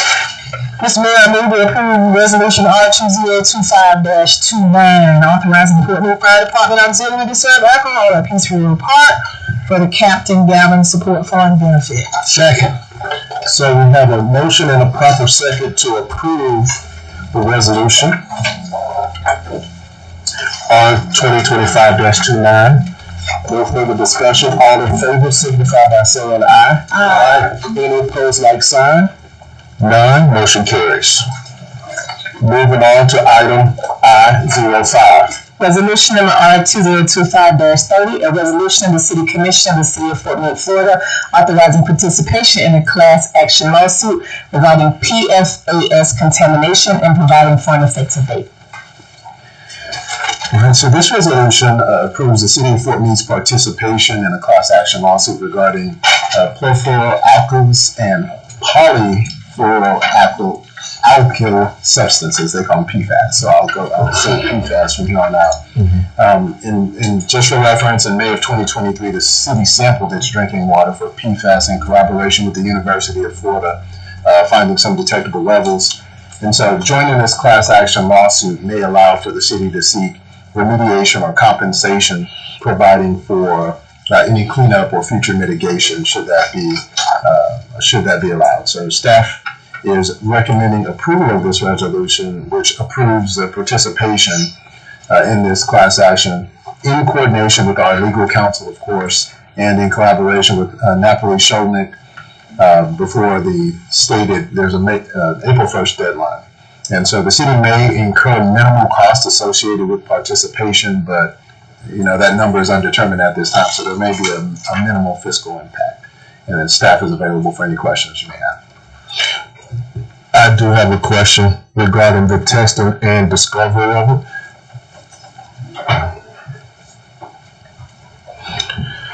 How's it going, Mr. King? It's going. So my question is, when we test, are we testing at the site, or was this throughout the city?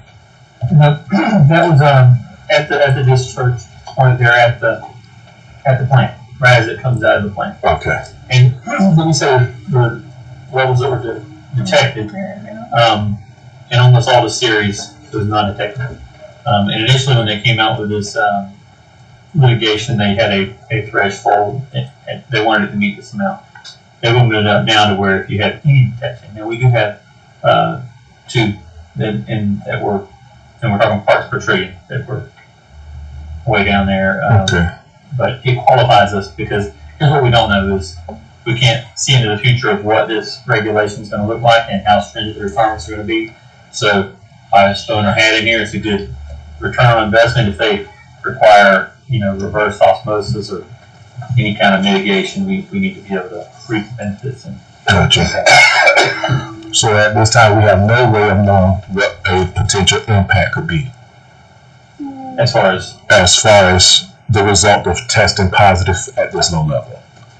I would say that based on early science and everything, the impact to anyone is negligent or very minimal at this point. It's below the threshold of what they consider hazardous. Okay. But if you go to the links that I probably included in your paperwork, where we cooperated with the University of Florida, they did this throughout the state. They did sample some surface waters and everything, and you'll find that, for the most part, Central Florida is in pretty good shape. You get out to the coast, they had some higher pressures. Okay. And it's publicly available, that information, if anybody wants to dig in. All right. Any questions from Mr. King? No. All right.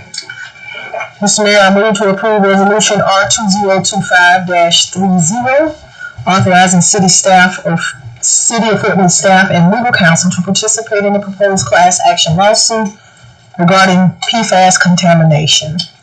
Second.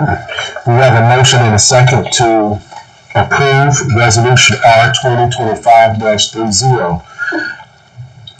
Any further discussion? If none, all in favor signify by saying aye. Aye. Any opposed, like sign? None. Motion carries. Item I-06. Resolution number 2025-31, a resolution of the City Commission of the City of Fort Meade, Florida, authorizing the city to enter into a conservation project agreement with the Polk Regional Water Cooperative relating to the development of a Polk Regional Water Cooperative program and providing for an effective date. Right, so, you all just heard Mr. DeHaven speak to the Regional Water Cooperatives Conservation Program and the initiatives that they're attempting to kick off. Where this program is focused on rebate programs, and then also there's an ask of the participating members as well. So I just wanted to also make sure that it's clear that the participation, or lack thereof, does not change Fort Meade's status as an associate member of the Regional Water Cooperative, and it does not commit any additional funding in that regard. The fiscal impact associated with the conservation effort is approximately $600 in the first year, with an increasing element beyond that, for which Mr. DeHaven has laid out for us. So at this juncture, it's really it's at the commission's discretion as to whether or not we want to participate in these conservation efforts, and staff is available for any discussion or questions. Any discussion or question? The question I do have is possibly for Mr. King and possibly Mr. DeHaven. If the board tonight decides to move forward in the conservation project agreement, the question I do have is, would it be such that, say, Mr. King would be responsible for getting the word out, promoting, assisting residents? I don't know what type of steps will be taken to help residents to buy in the importance of conserving the water, like you said, on the tank. Would you all assist him with that if we were to participate in this? Because I know, or will we have to go out and purchase parts and all those things? Or we basically just putting media promotion out, asking residents to do this, attaching that if you do this, this is what you get in return. Will you all assist him with that, or will the city of Fort Meade be responsible for doing that themselves? Yeah, you can let me try it. Okay. The idea of the program is the PRWC will do most of the labor associated with it. Okay. We might ask Mr. King for some assistance, or what's the best way to outreach here in Fort Meade on conservation, those sort of things. But the idea is a lot of the labor associated is what you're paying for with that $600. Gotcha. Okay. All right. Thank you. And if you can stay, Mr. DeHaven, I got another question. Sure. So in this, during the workshop, you mentioned that Tommy could choose his own, and so if in that case, you guys will still assist with whether he just focus on irrigation or whatever the focus could be, but it don't have to be as robust as the PRWC. Correct, yeah. Okay. We've got it set up two different ways, especially for a city like Lakeland that already has their own conservation employee, basically. So they've got their own program. The idea is that we can help them with their program, but with the smaller communities that don't have dedicated staff services for that, we can essentially be that staff service. So it can be either way. We'll have a third-party contractor that can implement conservation in Fort Meade, and also, if you wanted to implement it yourself, pay half that cost. Gotcha. And so my last question is, if there be an approval, then we don't have to actually state what that conservation effort would be on tonight. No. Okay.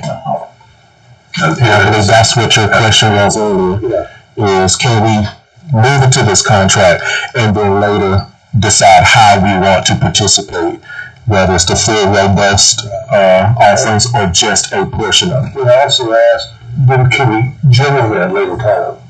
You know, either be immediately agreement. We can. Yeah, you could. To answer that question, I think you can join at any point. What we'll be asking for is an annual budget contribution. Yes. Make that contribution for that year you're in. Once you're in, we'd like you to stay in, obviously, because we don't want yo-yo in and out.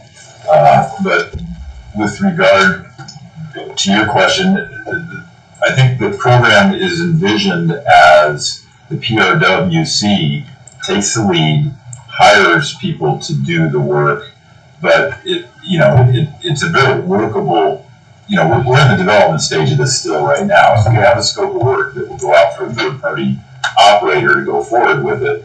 And we have a conservation work group that consists of members of the PRWC that we can easily, any sort of suggestions you have on how you'd like to see it operate, we can incorporate that into it. So we're at that stage where we're finalizing what the program actually looks like.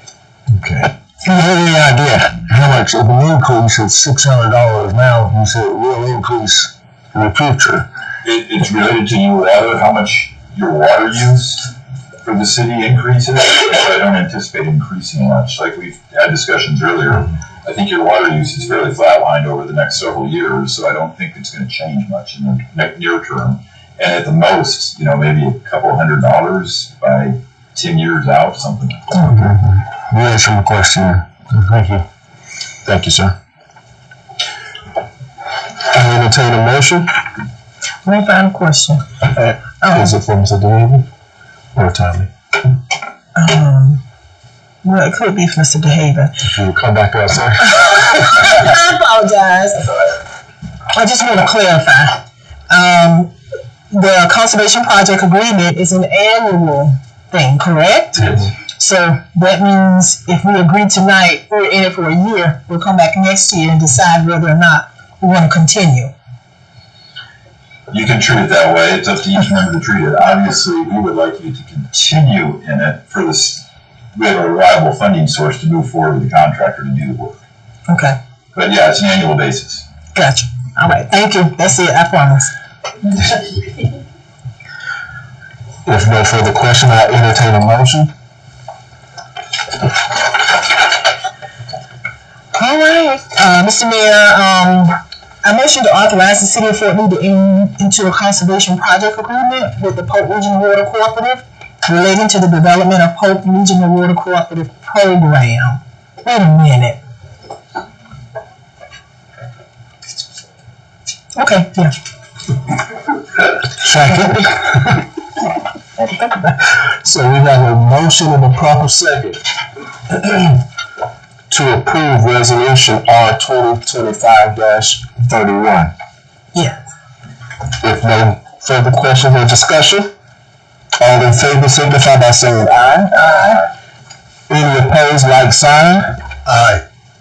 Motion carries 4-1. All right. That's some extra work, Tommy.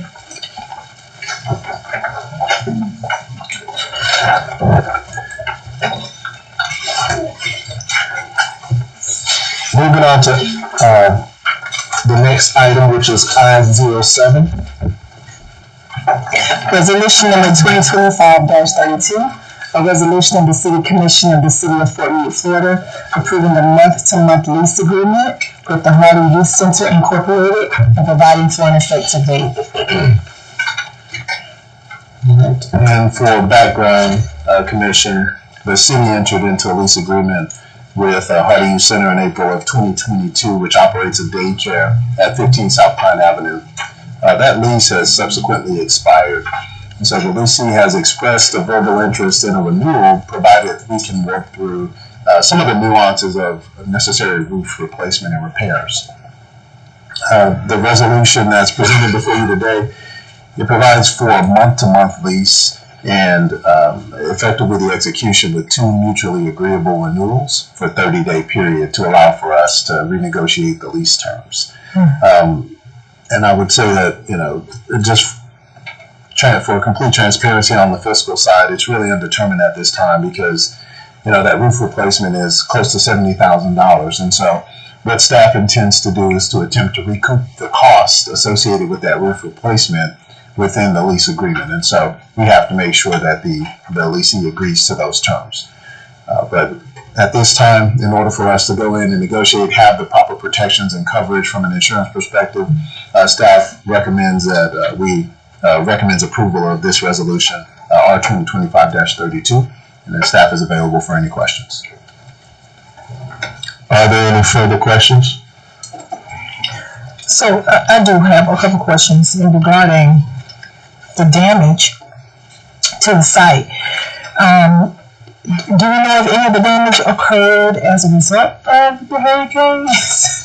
So the leasing is saying that there was damage that was associated with one of the hurricanes that came through, and unfortunately, the evaluation and the adjuster came out to review the damage, and it was too late for the claim to be submitted, and so the adjuster would not allow us to move forward with that, and so because the lease term actually calls for the leasing to take care of that maintenance, I think that during these negotiations, that's why the intent is for us to figure out a way to, in a way, we're front loading that, those repairs on behalf of that tenant to allow for the repairs to take place, and ideally we would recoup those dollars. Okay, thank you. Sure. So my question would be, was the issue made known at the time that the damage became noticeable? Was the city of Fort Meade made aware of any complaints or issues with the building? So our risk manager is not here with us this evening. Yes. Oh, go ahead. Apologies, I didn't see him. So in this situation, the time that we had a loss date was September 28, 2022. The city was not aware of that until almost 2 years later at September 18th, 2024. Due to their current lease, they do have the ability to do their own maintenance on the interior, exterior, and it also does specify the roof. They had a maintenance handyman that was on site doing a lot of that work. And when the adjuster and myself and the representative from the CDC were there, we saw signs of the handyman trying to attempt to do that repairs. But it was shortly thereafter the tenant realized that it was too much for them. The leaks started happening all over the daycare location. And that's unfortunately 2 years later when they reached out to the city and said that handyman can no longer take care of the leaks.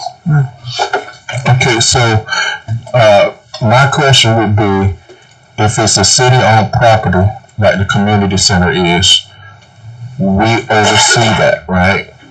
We're not waiting on the Boys and Girls Club to come tell us that there's an issue, or do we monitor city-owned facilities for this? I'm asking this question in lieu to the discussion with the Historical Society, another city-owned business, but it's almost as if we're shifting the responsibility for upkeep of the facility to the people that are occupying the facilities. So do we have a routine monitoring that will keep us abreast as to what the shape of our facilities are in? So I can't say that that's something that we do, but I will say that I can speak to Mr. Cannon about it and figure out what the maintenance schedule is, if any, for any of the facilities under our control. But I would also keep in mind that each individual lease is different, and so those terms that were drafted would take precedent, right? Where the tenant's responsibility, if identified, where the tenant has accepted the terms of the lease and that maintenance, then that is their obligation, and they have that duty to notice us on any repairs, especially if it's a system that significant like a roof. Gotcha. And I'm following up only because I do expect the agreement to be followed, but we should have knowledge of the condition of what our buildings are in, even if because if they're not in compliance with the agreement, then we should take measures to make sure that our facilities are still kept in a presentable and safe manner. Any other further discussion? Questions?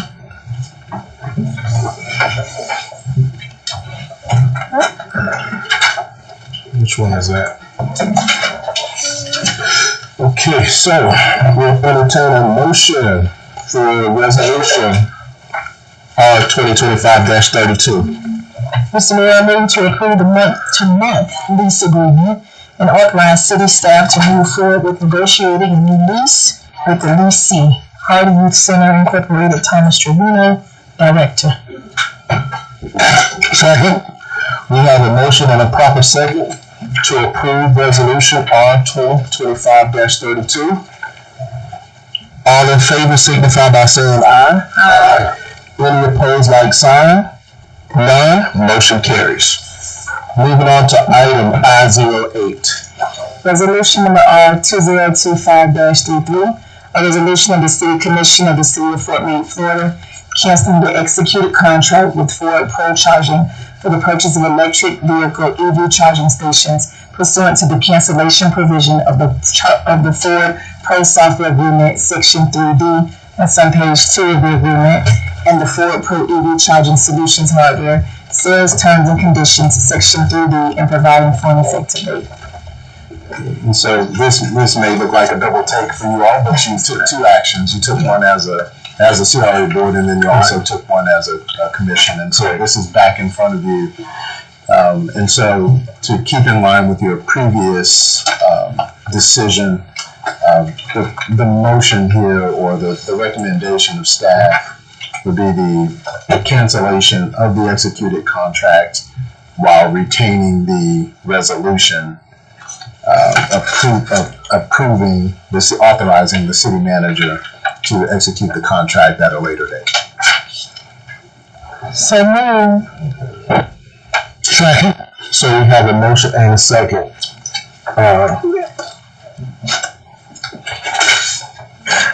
To approve resolution 2025 as stated.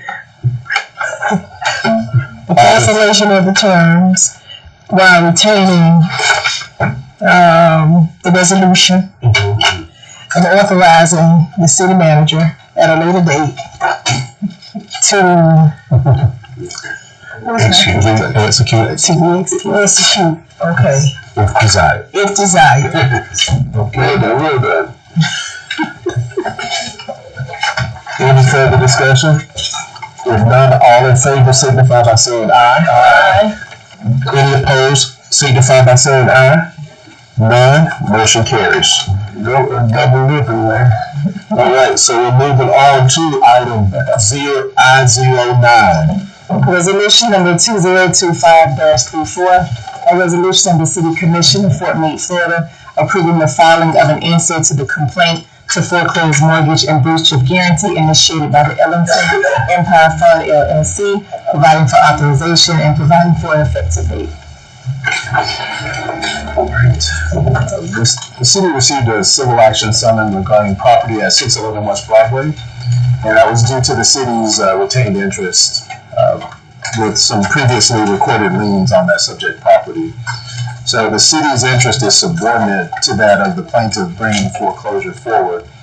However, staff finds it in the best interest of the city to lay claim to any surplus funds. And so that's what this resolution allows for. The fiscal impact would be projected at approximately $3,700, and that's what we have in some costs that are built in here. So staff recommends the approval of resolution R 2025-34 to authorize the filing to answer this complaint to foreclosure, mortgage, and breach guarantee. And staff is available for any discussion. Any questions, concerns, or discussion? If not, I'll entertain a motion. Mr. Mayor, I move to approve resolution R 2025-34. 2025-34. Second. So we have a motion and a proper second to approve resolution 2025-34.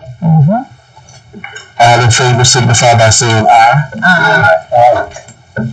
Any opposed, like sign? None, motion carries. Moving on to I-10, I-10, resolution.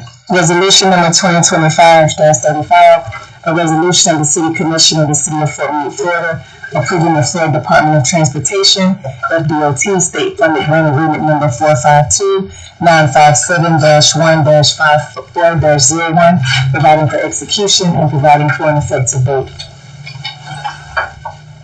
All right, so this revision is to the FDOT grant agreement, which was approved in February of 2024.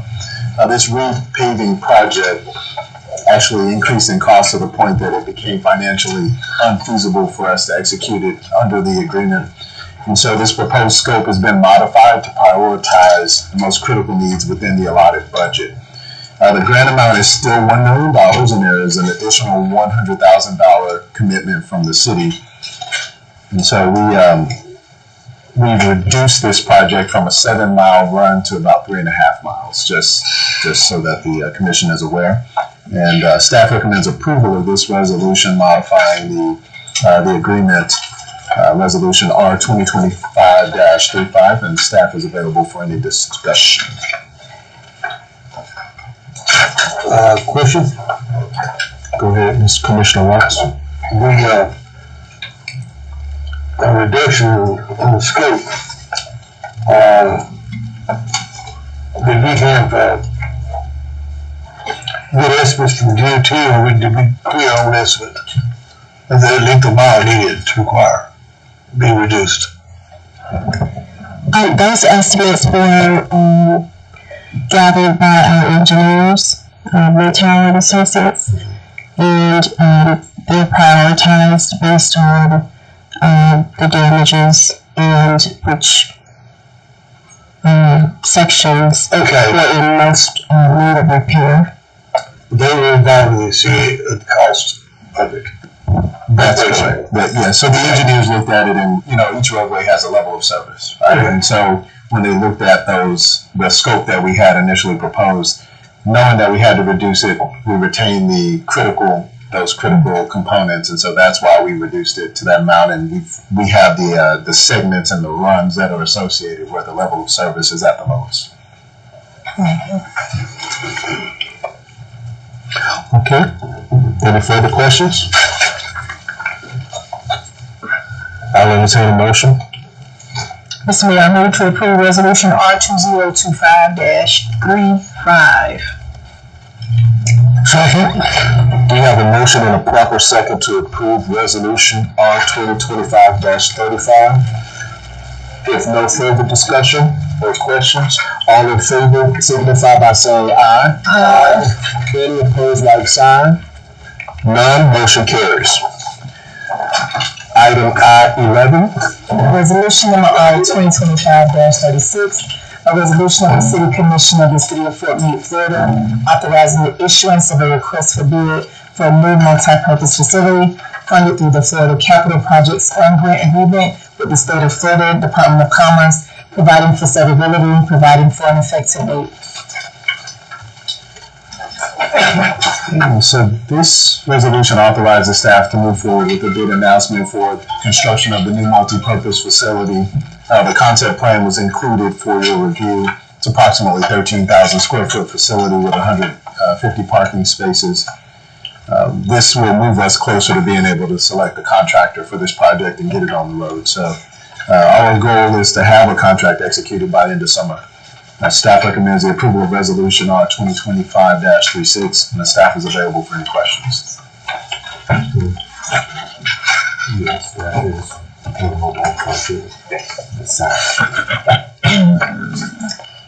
The question was, but I'm going to be certain. The question was South Washington. Where is that located? Is that the city? Correct. So that's the side street that leads to. Across from the funeral home. That's the property, he was asking the street. That's the street that leads to Mobile Home Park? Yeah. I was trying to think of the name of it. Need a state. Thank you. No, the one at the end, owned by the lights. Oathview. Oakview. Oh, yeah. Okay. And the reason I asked, I didn't know where South Washington, I didn't know where South Washington's, and there's 2 entry points into the Fort Meade estate, right? So we're talking about across the street from the funeral. That property, yeah. But the street actually takes you, there are 3 mobile home parks there. Valencia, Fort Meade Estates, and then Oathview. Got it. Okay. it's the place where we lined up for Christmas parade. Got it. Okay. Okay. I'll entertain a motion. Mr. Mayor, I move to approve resolution R 2025-36. Second. We have a motion and a second to approve resolution R 2025-36. All in favor signify by saying question. Sorry, it's on a discussion and forgive me, because I just may not remember. There was conversation about that land, that once there was a structure or house or something on there that had asbestos and wasn't torn down properly. Like, was that land ever tested, or do we know? And some of you all who know what was there may know a little bit better than I do. I don't know the testing, it's just an old structure. They would have to do soil samples and testing Yeah. before they move on. Okay.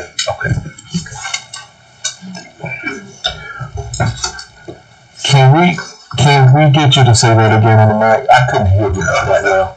The response. They would have to do what?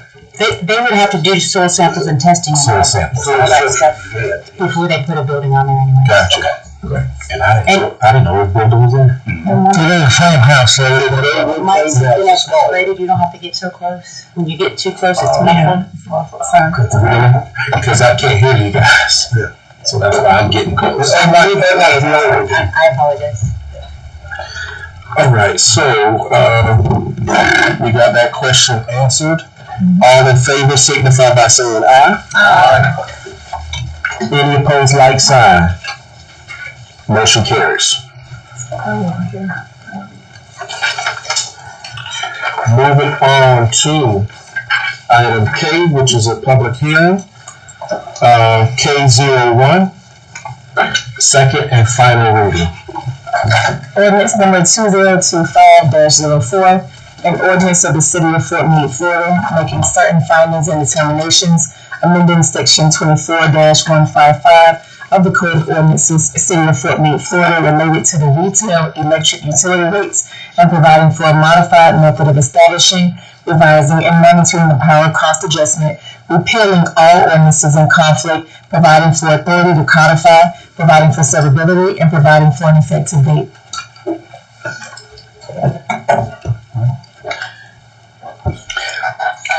Mr. McCleary is here to discuss it. Answer any questions. At this point, go ahead. Yes, good evening. Good evening. This is the second read, so we're at your service to address any concerns or questions. Gotcha. We're going to open this up for anyone who wishes to speak regarding this ordinance. Anyone from the public? And if there are none, thank you, sir. I'll entertain a motion. Mr. Mayor, I move to adopt ordinance 2025-04, amending section 24-115 related to electric utility rates and modification of the PCA on second and final reading. Second. We have a proper motion and a second to approve on its second and final reading, ordinance 2025-04. Any questions or discussion? If none, all in favor signify by saying aye. Aye. Any opposed, like sign. Motion carries.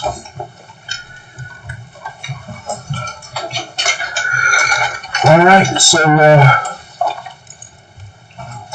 we're going to move on to, we'll start with the city manager, report of the city manager. Anything? No report this evening, but that'll change in subsequent meetings. So it's a pleasure to be here with you all and with the people of Fort Meade as well. Gotcha. Report of the city attorney. None at this time. All right. And so I'll go back up to the report of the mayor. This will be our last time, but for the foreseeable future, actually I'm gonna leave it up to my friend to talk about that. All right. But also, I also want to acknowledge that this is also Women's Month, and so it was my aim to have something to acknowledge the work of women in our community. And I just got busy and didn't reach out, so I apologize. But so I take this opportunity to acknowledge the women that have done tremendous work in our community, serving on boards, serving on the commission, working on behalf of the residents. Women play a vital role, and you are seen, you are heard, we appreciate you. So thank you to all women, and we acknowledge you for Women's Month. Thank you.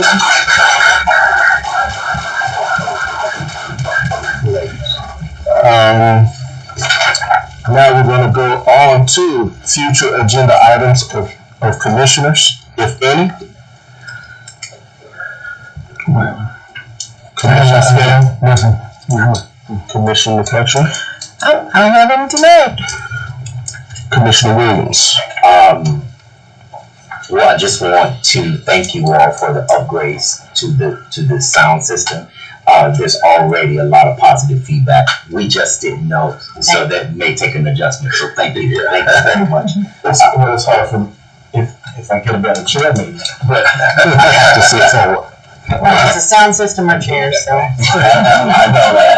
I'll adjust this. All right, thank you. All right. Commissioner Watts? I have none. All right. And anything for the good of the order? Yes, Mayor, I want to share with everyone that not this coming weekend, but next weekend is our Central Florida Soul Music Festival. And we've been working really hard to present something that our community can be proud of. I want to say that there'll be a lot of people visiting from out of town, and that's great, but there's nothing like hometown support. So we really want to ask you all to invite your families and your friends. This is an event that is for everyone. I've been trying to say that clearly. This is for everybody of every age, kids, activities, and it's free. So please come out and support, have a good time. I do want to be clear that it is a 2-day festival, and so I want to get ahead of any complaints and let you all know that there are ways to move around the city and it won't inhibit or inhibit you from getting to your destination. I really want us to have a great time, so please come out March 22nd and March 23rd.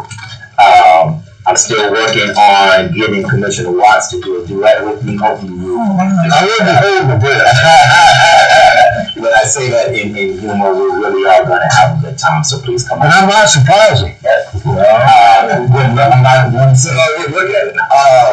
Because we have so many visitors coming, artists and friends, it would be great to see city staff and the commission there just to welcome them. An official welcome on behalf of the city. So thank you all. Thank you. Thank you, Commissioner. Yeah, thank you. I'm looking forward to that as well. So you can count me in. As our grandparents used to say, as long as life lasts, death passed, and the creek don't rise. Oh my. And the Lord say the same. If I'm able to speak to the event that Commissioner Williams is having, I do commend him for having the event because it's free to the public. There are a lot of organizations that I get involved with And in that capacity, I'll do something if I'm able to, such as sponsoring. So I do want to put it out there for transparency purposes that it is an organization that I like the cause, and it's possible that I would be supporting that cause, and if so, that would be in any type of volunteer way, and any type of financial donation that I'm able to do, that would come from me personally. Gotcha. Thank you. And thank you. We also, I want to say publicly that we do need support in many ways, even that if that's volunteering. You can see Miss Pamela Clark, she can fill you in with any details, but we need support. It's a large undertaking. If any of you all have ever produced a festival before or any type of program, you know, it's a lot of moving pieces. So thank you for your support. We're gonna have a good time, y'all. We're gonna have a good time. All right, if nothing else, my turn over. Oh, shit, that's good. I'm sorry. Commissioner Watts, I just can't repeat what, between big said about donation and whatnot, and I'd like to do so. Thank you. Thank you, Commissioner. Thank you. And also, I would, kind of was in mind of, Mr. Cutchin, about, anyways, to help with the, Yes. After the meeting's adjourned, we'll talk about it. okay. Yes. That's all I have. Oh, also, I'm sorry. Thank you to our interim city manager. I know this is week 2, I think, on the job. I know that life has been lifing, as the young people say, younger people say, because I'm still one of the young people.